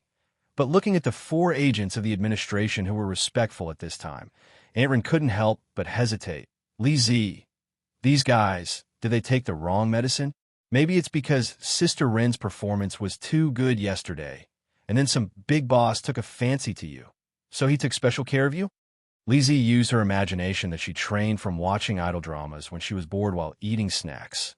Next, some overbearing president will appear in front of you, and then push you down. Then her head was knocked hard by Aunt Wren, and then Aunt Wren climbed into the interview car in an instant. Lizzie, who was holding her head, couldn't help but feel wronged. What are you doing? Touching on my makeup. Aunt Wren looked at the small mirror and said, without you, my sweetheart, to put on makeup for me today, I feel like there's no biling effect. Lizzie shook her head. She had a look at the 4 waiting agents of the administration awkwardly and tentatively said, can you wait for a while? It's okay as long as it takes. They showed their white teeth at the same time and said with a smile. It could be said that their service attitude today was far beyond their peers. This is Shinryu's godmother. This is Shinryu's mother. This is in fact they thought so. Chapter 1983. This was indeed something that Kelowna Shinryu didn't expect when she said it. In fact, it wasn't that she hadn't thought about it after the incident, but she never thought that it would spread so quickly. In less than half an hour, basically all the reputable and experienced groups in the agency had already known about it. There was a thing called work group, and there was a group of people called porters lurking in the work group. So it exploded. Fortunately, the evil god of the fire cloud reacted quickly and issued a gag order, preventing this matter from spreading to the grassroots. But even the evil god of the fire cloud, who had authority in the agency, was no match for an enemy. Let me tell you, don't tell anyone. This enemy. Why do I feel like we've moved forward a little more? Boss, we were originally in the first row. Where else can we move? Oh. Ren Xiling nodded subconsciously and immediately looked at Lizzie. What are you looking at? She found that Lizzie was staring at something at this time. It was something that was placed in the small drawer in front of their seats. It seemed to be something like a list. Sister Ren, we can order at noon. We don't have to eat box lunch. Lizzie's eyes lit up. What is this jade? White jade. And this boiled cabbage looks cheap? What is Wincy tofu? Damn. Annie Run was shocked at this time. She even looked at the whole venue as if she saw a ghost. She felt that someone was behind this. It was so abnormal along the way that she even felt like she was sitting on a carpet of needles. Could it be that what Lizzie said was true? That some overbearing CEO had taken a fancy to her, or had taken a fancy to Lizzie?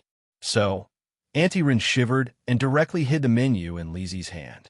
She announced without saying anything, "We will continue to eat box lunch at noon.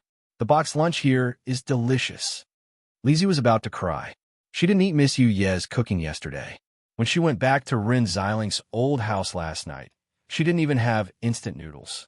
She only ate 2 packets of expired biscuits. They were crispy, but they weren't crispy anymore. They were soft. Stop fooling around. Auntie Run pressed Lizzie down with one hand and then ordered Old Q to set up and adjust the position of the camera. She also began to do some preparatory work before the start of the meeting. At this time, the representatives of the Transcendents began to enter the venue.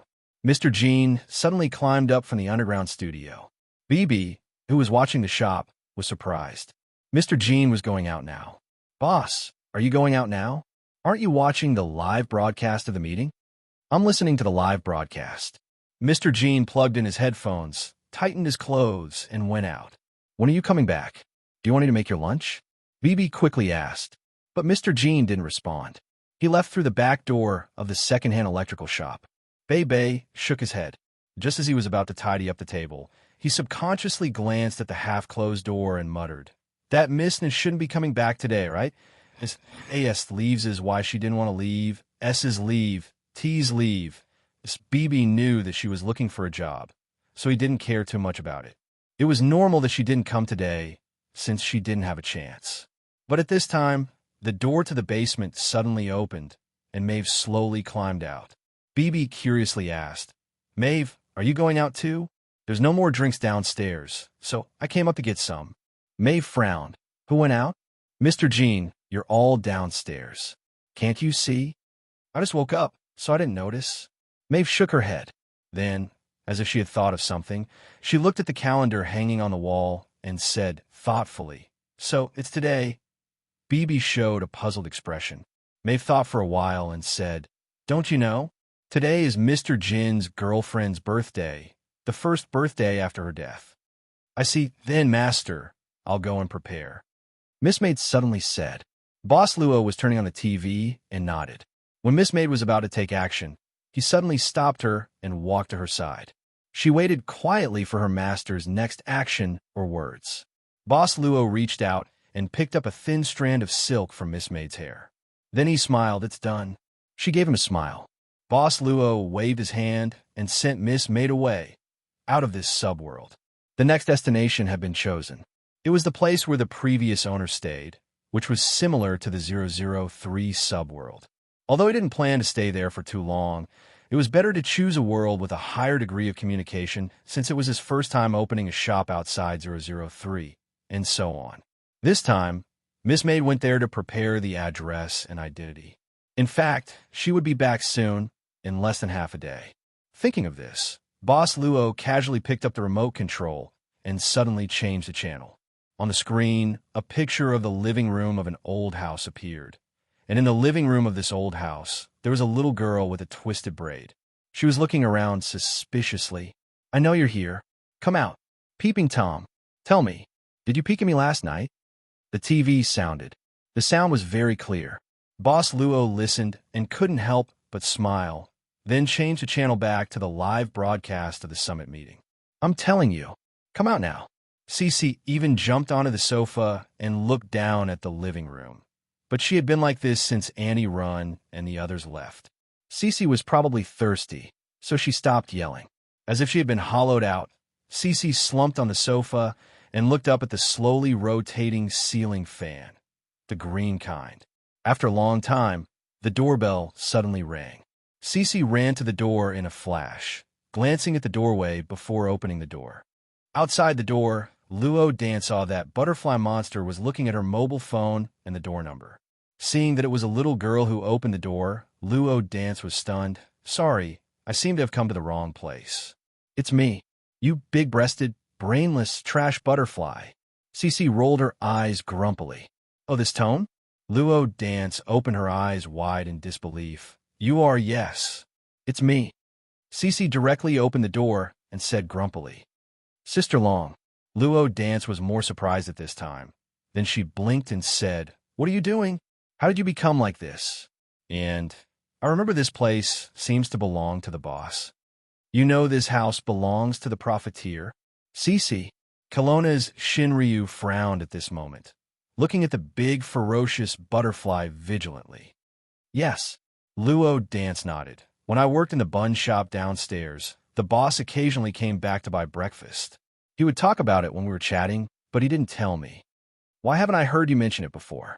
Kelowna's Shinryu narrowed her eyes at this time. She felt that Sister Long's tone was a bit strange. Luo Dance couldn't help being stunned, and subconsciously said, "You didn't ask, and I don't think it's a very important thing. It's King mine." All of a sudden, the true dragon of the godly land had a feeling that she had miscalculated. She had been on guard against that black-hearted maid day and night. Perhaps this seemingly harmless Zhongshan butterfly had already sneaked into her house without anyone noticing. "How much do you guys still have that I don't know?" she asked directly, her tone filled with jealousy. Luo Dance hurriedly waved her hands and said, "No, I've almost told Sister Long." It was the time when she got drunk and woke up in the boss's shop. As for what she did in the shop after getting drunk, even she didn't know, let alone mention it. It seemed to be shameful to mention it. "Almost. You mean there's more?" Kelowna's Shinryu's hearing was very sensitive at this time. Luo Dance had to go over, and then change the topic. "By the way, Sister Long, why are you here? And why are you in such a hurry to find me?" This morning, she was preparing breakfast for Chi-Chi Kamaya and others who were about to go out, but she was called out halfway. As a result, she could only let Chi-Chi Kamaya take the beaker to cook instant noodles again. Kelowna's Shinryu looked at Luo Dance meaningfully at this time, and then made way for her. "Come in first." She entered the door. Kelowna's Shinryu closed the door, and then went around to the back of the little butterfly monster. She then grabbed the little butterfly monster's head with both hands, and used her head as a scanner to scan the whole living room. Luo Dance was scared at this time. "Sister Long, what are you doing, see?" Kelowna's Shinryu said at this time, "This is your task. Before noon, clean up this place until it's biling. I'm very useful." 3 figures, 2 big and 1 small, wearing white robes and white pointy hats, slowly walked into the venue. One of them even yawned at this time. "Why did you come so early? Why is there no one here?" Not counting the media in the media area and the officials of the on-site management bureau, they were the first to enter the hall. Only in this way can we record everything completely. Natsuya Suzuki yawned again at this time. "Recording every day. Why does it sound like the style of a tortoise organization? What is it called, secret society? Or hermit society?" Mr. Che Tion suddenly stopped, frowning subconsciously. "What did you say?" "Sleep talking." Natsuya Suzuki said unhappily. "I have a morning temper. Let me show you." His morning temper was really scary. How much did this guy know about the secret society? Even he was just a clerk of the secret society in this world, so he didn't know too much about it.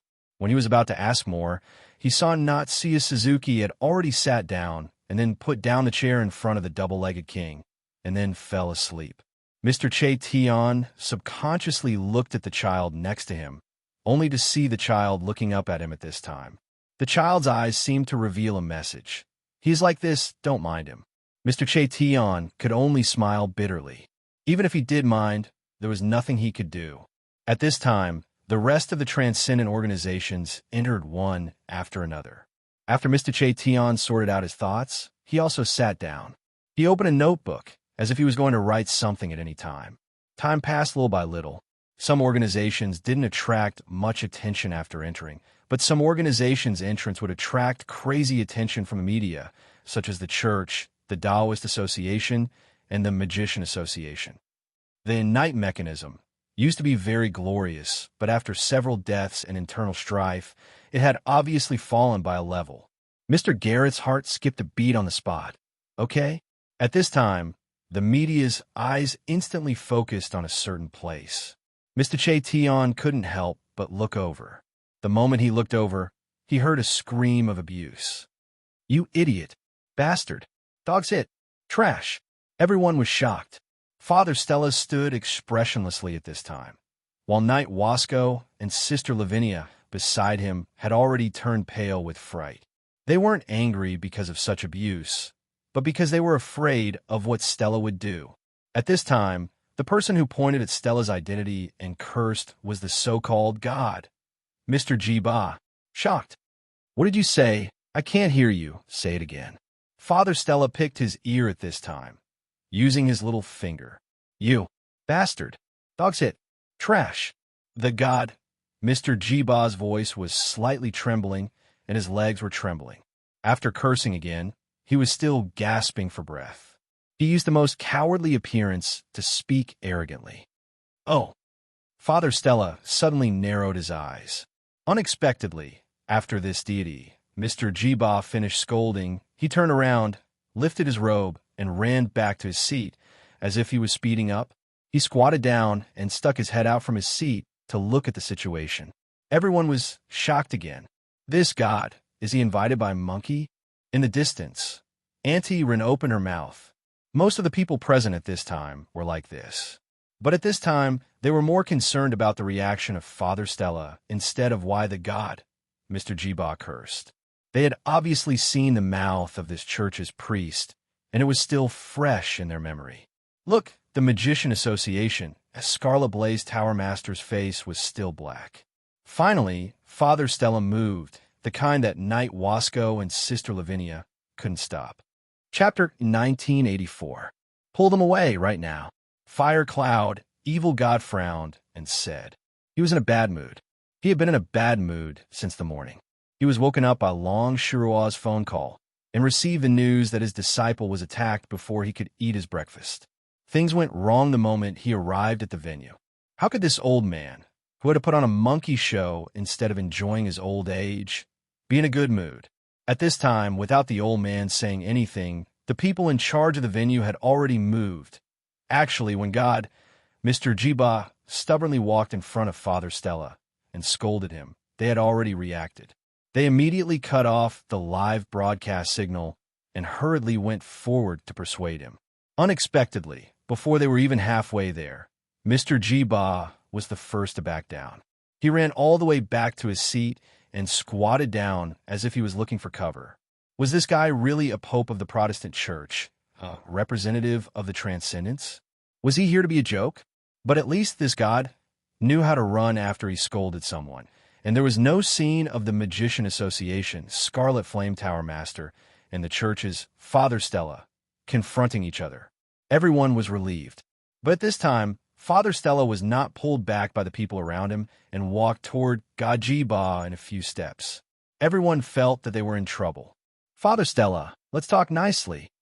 An agent from the administration was the first to arrive at the scene. Then, he suddenly screamed and lost his balance, rolling down the stairs. He rolled all the way to the bottom, but the agent was still hugging his feet and rolling back and forth. F***CK. He stepped on my toes. It hurts. This investigator was probably really heartbroken. He did not care where he was and only cared about venting his grief and anger. Who would have thought that the representative of the church, as the face of the church, Father Stella, would step on someone's toes? How could he do that? At this time, most of them had the same thought. Stop Stella first. In short, the field control manager reacted and suddenly said in a deep voice, "However, When several staff members were about to stop Father Stella suddenly jumped onto the table. Then he stepped on rows of tables and ran in front of God. Mr. Kiba, mother of asterisk Kerr. Only I, Stella, can scold people to my heart's content. You want to scold someone in front of me, scold me, and then run away after scolding. What's the meaning of this? Without saying a word, Father Stella stepped on Mr. Kiba's head and pressed Mr. Kiba's head on the seat. Today, I will enforce justice on behalf of the heavens and deal with you, you evil creature.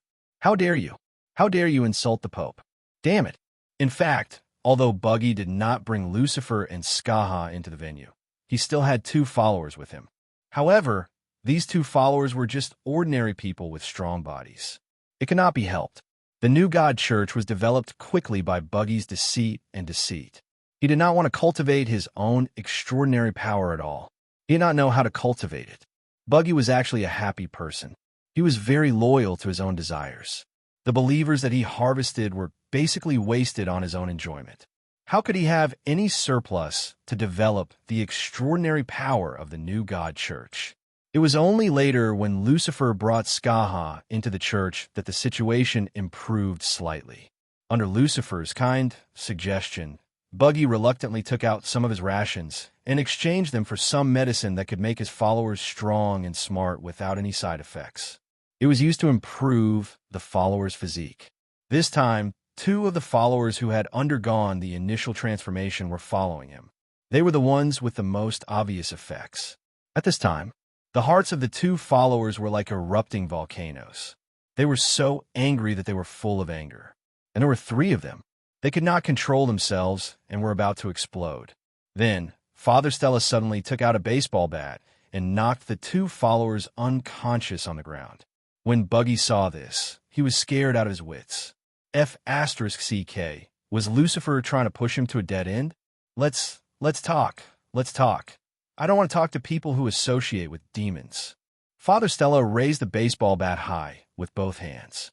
Trash like you should be trampled to death by me in the invincible style of the other world. You're just a cameo in 3 episodes. You're here to give me experience and equipment. Turn into light and then drop your equipment. Would he die? Buggy did not know if he would die if this thing hit the back of his head with full force, but he would definitely be seriously injured. Lucifer, you be asterisk TCH? Bitch, you've killed me. What should I do? Buggy could not help but panic at this time. He saw more than a dozen agents rushing over. But looking at Father Stella's current situation, it was obvious that they could not make it in time. Before they arrived, he would have at least taken a hit from the bat. I can't do it. I have to do something. In that split second, Buggy madly chanted the word, exchange, in his heart. When he came here, he had carefully checked.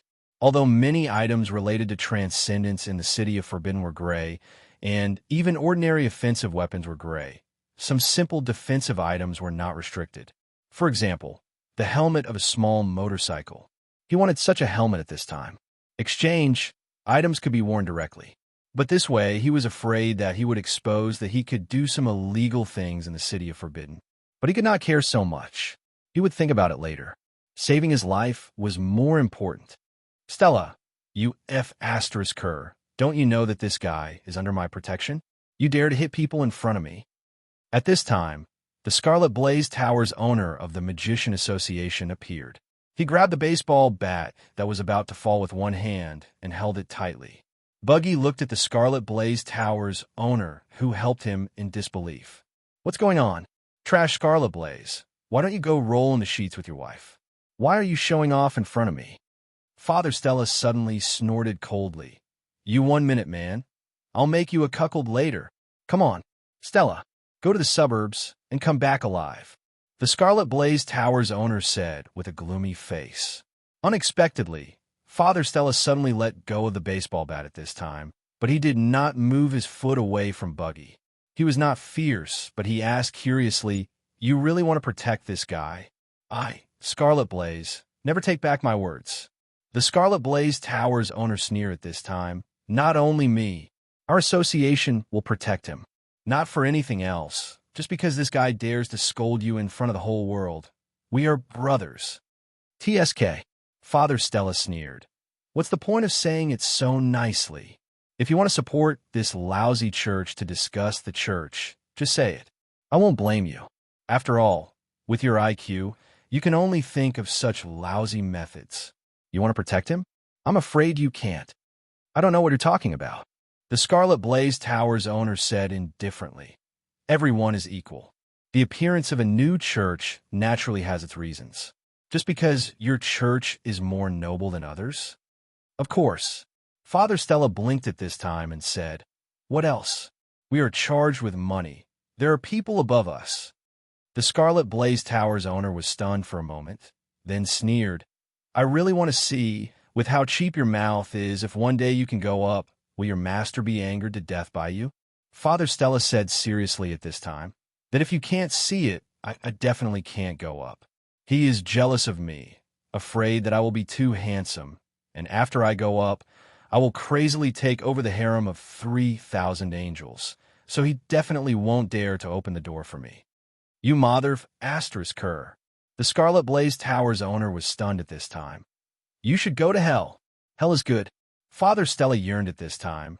"I heard that in the myths of the East, there is a person called Ksitigarbha, who swore that he would not become a Buddha if he did not F***ck all the girls in hell. That is my idol. I have long wanted to try the taste of a banshee in hell. You don't say we, the protagonists of destiny who are envied by him, have people in hell. Do you know the star Dawn? This guy is giving me the name of a daughter and a wife, so that when I achieve great success in the future, I can dominate the world." In the distance, Paladin Wasco had already fainted and slumped on the chair. Sister Lavinia saw this and quickly pinched his philtrum. It's over, it's over. Sister Lavinia, we can't go back. Please apologize." Paladin Wasco's eyes were lifeless at this time, like an empty shell looking at the lights on the ceiling of the venue, like an old man who was about to die. "Okay, let's not talk about that." Father Stella suddenly changed the topic at this time. "Trash Scarlet Blaze, for the sake of the two of us being acquaintances, when I dominate the world in the future, I will reward you with 2 banshees in hell to play with, so that when you are old, you don't have a capable secretary by your side. It will be embarrassing." "Trash Stella. Let's duel. The kind that will not stop until one of us dies." The Scarlet Blaze Tower's owner's eyes instantly turned red. "Come on then." Father Stella instantly pinched his sleeves. "Do it." At this time, there was a cold shout in the venue. A dozen control personnel who had quietly sneaked and flew out at the same time.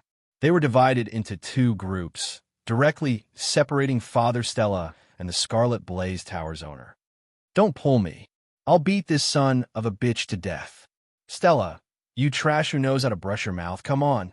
The 2 people who were separated could not move their hands. They could only move their legs. The 2 people's feet were entangled in the air for a moment, and in the end, they could not resist the pull from the crowd. "Lord, please move your great gaze a little again." Suddenly, a voice that sounded like it was about to collapse slowly rang out. Then, the group of agents who caught pre-straw suddenly felt a chill on the back of their necks. Sister Lavinia came over at some point, holding a folding stool in her hand. She seemed to have snatched it from the media area. F***ck. Seeing Sister Lavinia directly pick up the folding stool at this time, a few agents who caught Father Stella instantly released their hands and bounced away. Then a large-scale beating scene appeared, under countless flashing lights. "Stop filming. Don't film. Delete all of them, or all of your filming tools will be confiscated." In the media area, several agents waved their hands and shouted loudly. But there were always stubborn people who thought they would be fine if they secretly took photos, but they were still caught and broke their phones and SIM cards on the spot. Seeing this, Annie Run had to secretly click her tongue, and then planned to upload the photos to the cloud drive first. But at this time, a palm instantly covered her phone screen. "Miss Wren, please don't put us in danger." Ren Xiling could only smile awkwardly. After the agent took the phone away, he did not destroy it, but completely deleted some things that should not exist, and then politely returned the phone. "Sorry for the offense, Miss Wren." What else could Annie Wren say? She glanced at the work ID hanging around the agent's neck and smiled bitterly. "Agent Lou, right? You were so polite. What else can I say? Don't worry, I know what to do. Unexpectedly, the agent surnamed Lou's face suddenly changed slightly at this time, and he pulled down his work ID, then said seriously, "Hey, what's the matter? This worker is not mine. My surname is not Lou. I should have taken the wrong one. No, I changed it back. Miss Run, sorry to disturb you. Goodbye. Bye." Agent Run, what's the matter? Why are you in such a hurry? Auntie Rin opened her mouth with a puzzled look. Lizzie, did I say something wrong? It seems that there is no such thing. Lizzie said subconsciously. Strange. Rin Xiling had to shake her head, then sat down. She thought for a while, then quickly took out a white paper and a pencil, and drew something on the white paper. Sister Ren, what are you drawing? I'm drawing the scene of the fight between the priest and the Tower Master based on my memory. Auntie Rin narrowed her eyes at this time. Do you know what it means to have both pictures and text?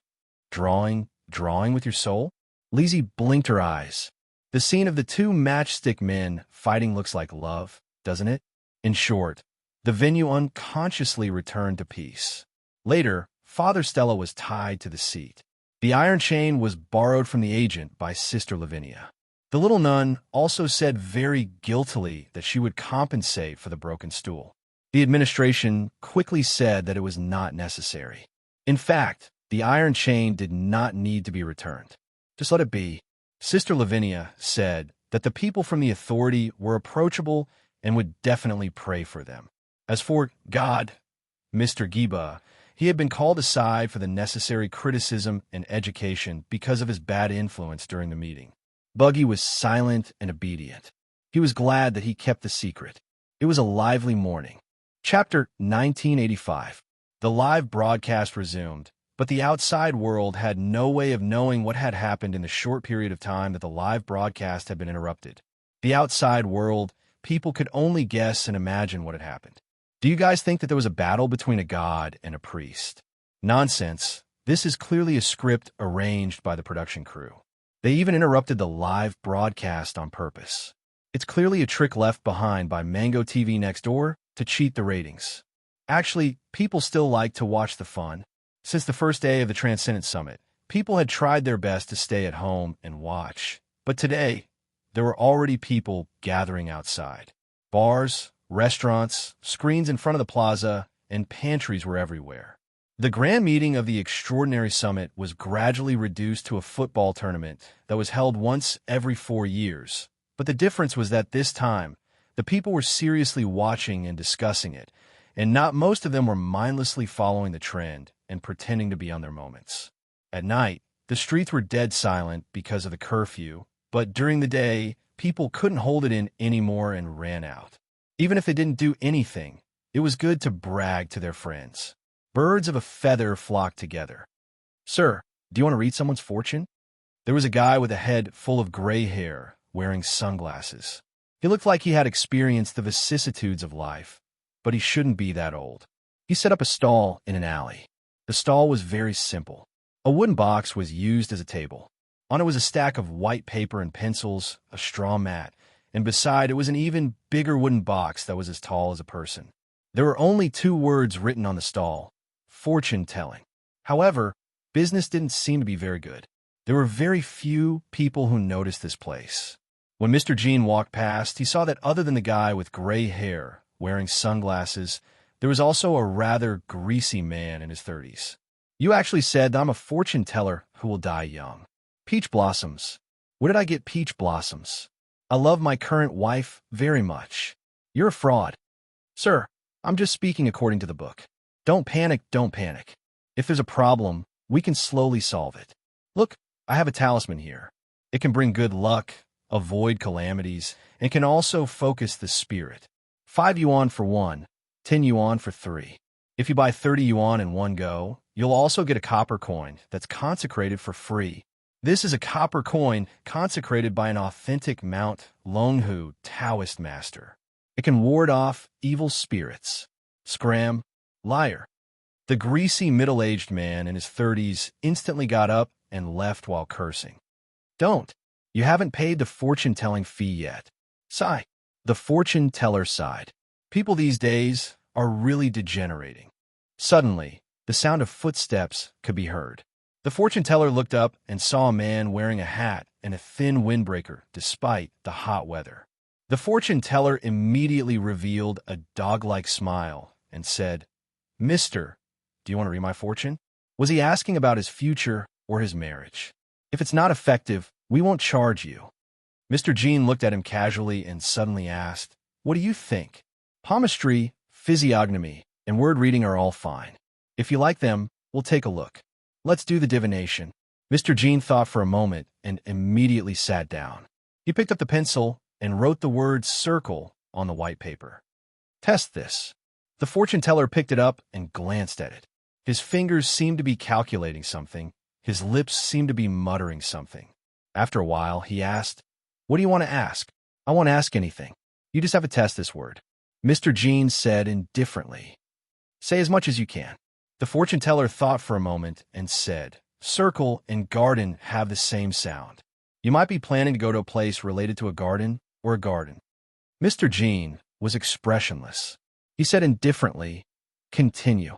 The fortune teller shrugged his shoulders and said, "Circle is also a member of staff.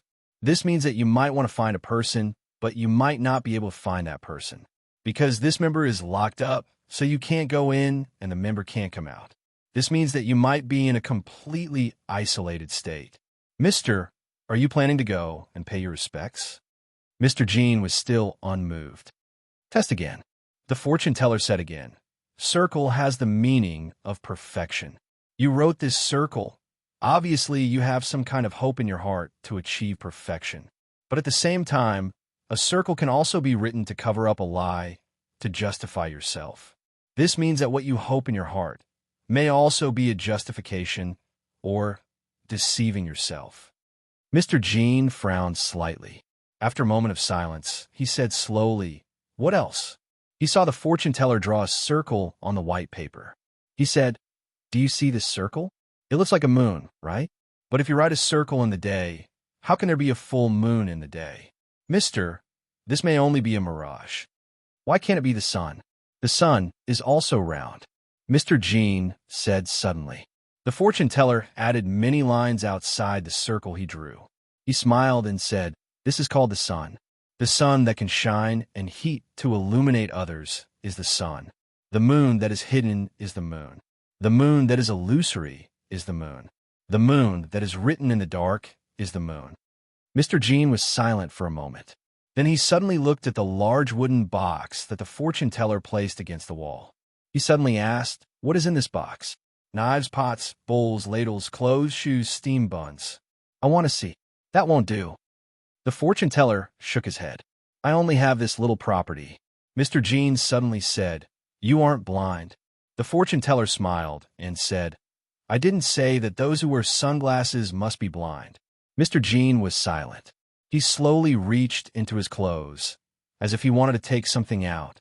The fortune teller looked at Mr. Jean motionlessly. Mr. Jean also looked at the fortune teller.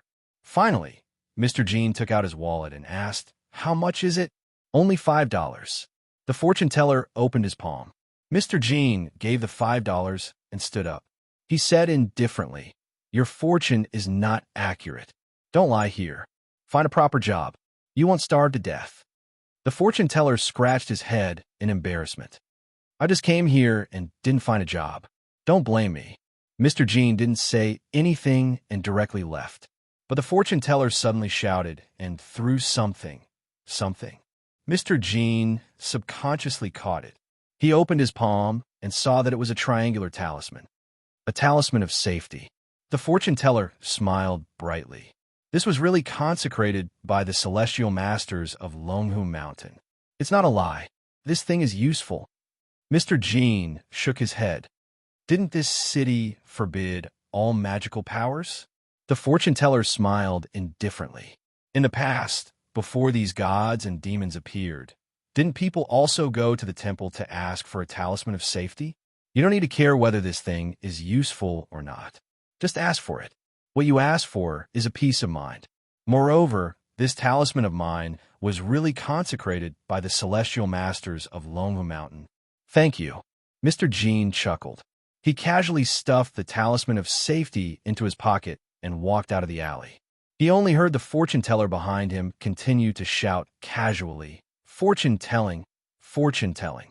It can be good luck, it can be avoided, it can be used to plant peach blossoms, it can be used to cut peach blossoms. The talisman of safety consecrated by the celestial masters of Longhu Mountain is on sale. $5 each. Don't miss it. Mr. Jean couldn't hear the following words clearly.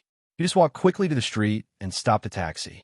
After getting in, he directly said to the driver, "Go to Nanfa Temple." The driver was an old driver. At this time, he asked, "Boss, are you going to pray or to visit, or to burn paper offerings? Is there a problem?" The old driver said, "If you're just visiting, of course there's no problem. But if you're going to burn paper offerings, you have to prepare it yourself. If you want to buy it, you have to go to other places." Mr. Jean said indifferently, "Where to buy it?" The old driver pretended to be in a difficult position. "You also know the way of the world now. Many shops are not open. I'll try my best to ask. I know a shop that runs a funeral clothes shop. It should still be open. Then go." Mr. Jean waved his hand and said indifferently, "No need to dial the meter." Okay. This day, Nan Xiaonan didn't go to the rental house. She seemed to be thinking about the female worker who wanted to be a technician in a mansion. Instead, she went back to the police station. She couldn't be too hasty. She had to do it slowly. Only slow work could produce fine work, right? In fact, the police station was empty at this time. There were not many people in it. They were all sent out to maintain the order outside. Since the curfew started, the police here had been in an overloaded state of overtime. They really had time to die, but no time to be sick. Only Xiao Bao was still conscientiously slacking off and playing games. "Xiao Bao, why are you using the power cord at the door again? I forgot to clean it up last night." Xiao Bao smiled at this time. Immediately, he said with surprise, "Lady Nan, why did you come back today? Didn't the director say you took many days off? Did you cancel your leave?" "No, I'm still on vacation," Nan Xiaonan said casually. Then she sat back at her desk and said directly, "Xiao Bao, go and check if there's anything we need to use. Don't come back before noon." "What?" Xiao Bao was dumbfounded. "Don't come back before noon? What do you mean? Don't come back before work?" Nan Xiaonan thought for a while and said, "What the F***CK? Is there such a good thing?" Xiao Bao suddenly quivered. He rushed to Nan Xiaonan without saying anything. "Lady Nan, are you sure you're not tricking me?" "Then, I'll go." Nan Xiaonan blinked. I'll go right away," Xiao Bao said. Then he packed up at the fastest speed. He even stuffed the laptop into his backpack and ran out of the department in a hurry. In the end, he turned back and said, "Lady Nan, I love you. Mwah." Nan Xiaonan shook her head. When Xiao Bao was really far away, she opened the bottom drawer of her desk with the key. She took out a 13-inch laptop and turned it on. Instantly, the screen lit up, but there was no image of the laptop being turned on. What appeared was a pair of big eyes and a big mouth. The built-in fan of the laptop was buzzing at this time. "Woo-woo. Master, you finally remembered me. I'm going to die from the electricity. Don't talk nonsense." Nan Xiaonan rolled her eyes and directly plugged in a network cable to the laptop. "Get ready to work." The moment the network cable was plugged in, the big eyes on the screen instantly squinted. Then, the built-in fan turned louder. "Master, what do you want to do this time?" "Let me think." Nan Xiaonan made a cup of coffee and sat back in her seat, thinking carefully. This laptop used to belong to Xing Chuang, and it had always been locked in this office.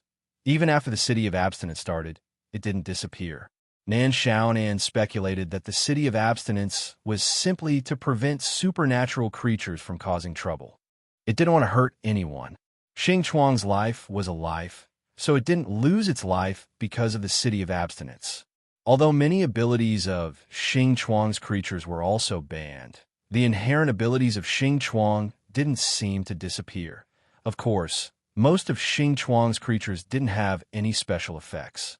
However, as for a laptop, because it could think and operate automatically, it was equivalent to a ready-made hacker. As for the level of this hacker, it was judged based on the level of its own hardware. Anyway, it was the government's money, and the laptop had been upgraded before. This time, the reason why Mr. Jin's group was able to relax their vigilance so quickly was largely because of this Xing Chuang notebook. Before she became a worker, she had already used this Xing Chuang laptop to change her information on the citizen system. According to the information provided by Daqing Yaowan, there were members in Mr. Jin's group who were very good at network technology. So, before she took action, Nan Xiaonan had already made preparations. In fact, Nan Xiaonan's guess was right. Mr. Jin had indeed quietly investigated Nan Xiaonan's personal information, because the information was basically in line with the character of the worker Nan Xiaonan. Mr. Jin finally withdrew the bug installed in the second-hand washing machine and gave up monitoring the worker girl Nan Xiaonan. I have a few names here. Nan Xiaonan coldly entered several names in Xing Chuang's notebook at this time. These were the names of the people in Mr. Jin's group. Search for the things behind these names for me, for the time being. Remove those useless names. With that said, Nan Xiaonan suddenly said, after thinking for a while, also, go to the Black Card website and see if you can hack into the back end. I want to know more about the Black Card website. Okay. The built-in fan was spinning wildly at this time, and the pages quickly popped and closed in front of Nan Xiaonan. Nan Xiaonan leaned on the back of the chair, drinking coffee happily and waiting. She was used to this kind of life where there would be servants to complete the task as long as she ordered. This made her seem to have found a trace of satisfaction as a great mentor of Xing Chuang. Chapter 1986. Little Eight's work efficiency was very high. Who was Little Eight? Little Eight was the name of Lady Nan's laptop with a messy configuration. As for why it was called Little Eight, because it was the eighth creature she had created in this world. She named it Little Eight. It was definitely not because Little Eight could let Miss Nan know a lot of gossip, so she named it Little Eight. Back to the topic. Through the information of Mr. Jin's team, revealed by Big Clear Pill, it took Little Eight about 10 minutes to fish out some information about the team members from a huge sea of information. But there was not much information. Many of the information seems to have been violently deleted. Little Eight began to type on the screen. There's a very skilled hacker in this team. It's speculated that the information was deleted by this hacker. So, Nan Xiaonan saw a lot of words on the screen with unknown. She could only browse the information that had not been deleted. It was not that the information had not been deleted, but that the hacker in Mr. Jin's team could not delete everything in the sea of information. Suddenly, a news report about a suspected werewolf attacking pedestrians attracted Nan Xiaonan's attention, because Mr. Jin's name appeared in the news report. Jin Zhe. That was Mr. Jin, Mr. Jin's real name. The news report was not very long, and the traces of writing were quite serious, but it was enough to understand the general situation. Nan Xiaonan took a sip of coffee at this time, letting the bitter taste slowly spread in her mouth. So, that's what happened. Just as Nan Xiaonan was thinking about her next move, Xiao Ba's screen suddenly began to burst out like a fountain, gushing out many mosaics. The changing mosaics made Nan Xiaonan frown instantly, and she asked subconsciously, Little Eight, what's going on? However, Nan Xiaonan did not get any response from Little Eight at this time. Nan Xiaonan gradually felt that something was wrong. In the situation where she could not stop it even after frantically typing on the keyboard, the witch of the academics in her subworld suddenly turned into a computer Lao Bai, intending to solve this problem with a tiger-like operation. First, she unplugged the network cable. But when Lady Nan's hand touched the plug of the network cable, the changing mosaic was instantly fixed. Then, a large number of scattered pixels began to assemble. In an instant, an almost perfect woman's face appeared on Little Eight's screen. Then, the woman's face slowly pulled away, revealing her body. After a few blinks of the eye, a near-perfect woman in a red dress appeared on Little Eight's screen. Her entire body seemed to be wrapped in a layer of dark red shimmer. It's you, the Red Queen. Lady Nan was shocked. She blurted out, "Eh? The Red Queen who's a size bigger?" The woman in the red dress on the screen was silent. After a moment of silence, she frowned. Who is the Red Queen? The voice came from Little Eight's speaker. Under the high-fidelity sound system, the woman's voice seemed to have a slight electric current sound. Lady Nan wondered if she should change the speaker for Little Eight. Nothing. I just said it casually, don't mind it. The Red Queen is just a nickname. Lady Nan suddenly smiled embarrassedly. Last night when she was staying in the rented house, she was too bored, so she watched a movie and woke up to the end of the world. Then, a group of burly men with guns broke into her house. That was why the memory was still fresh in her mind. Wait, who are you? Lady Nan reacted instantly. His little 8 had been hacked. Although little 8 had lost most of its abilities due to the ban, as a self-thinking computer, little 8's ability in the sea of information was undoubtedly top-notch. After all, he had spent a lot of money in exchange for a lot of hardware. I know who the Red Queen is. The woman in the red dress suddenly said, the Red Queen's setting is similar to mine. From now on, I'll be called the Red Queen. Anyway, I haven't officially named myself yet. Are you serious? Coffee. It was impossible to spit out the coffee because Lady Nan wasn't drinking at the moment. For the time being, this woman in the red dress was called the Red Queen. After all, she had already called herself that. Lady Nan tapped her fingers on the table. She was actually not afraid. What a joke. This was the city of Ban set up by the future boss. All supernatural powers were completely ineffective. Could this woman who called herself the Red Queen shoot a bullet at her through the screen? But why would the Red Queen appear on Little 8's screen? When she returned to the office today, Nan Xiaonan only gave Little 8 2 orders from the moment she turned on her phone. Search for information on Mr. Jin's team and investigate the Black Card website. This was obviously not the work of the hacker in Mr. Jin's team. What a joke.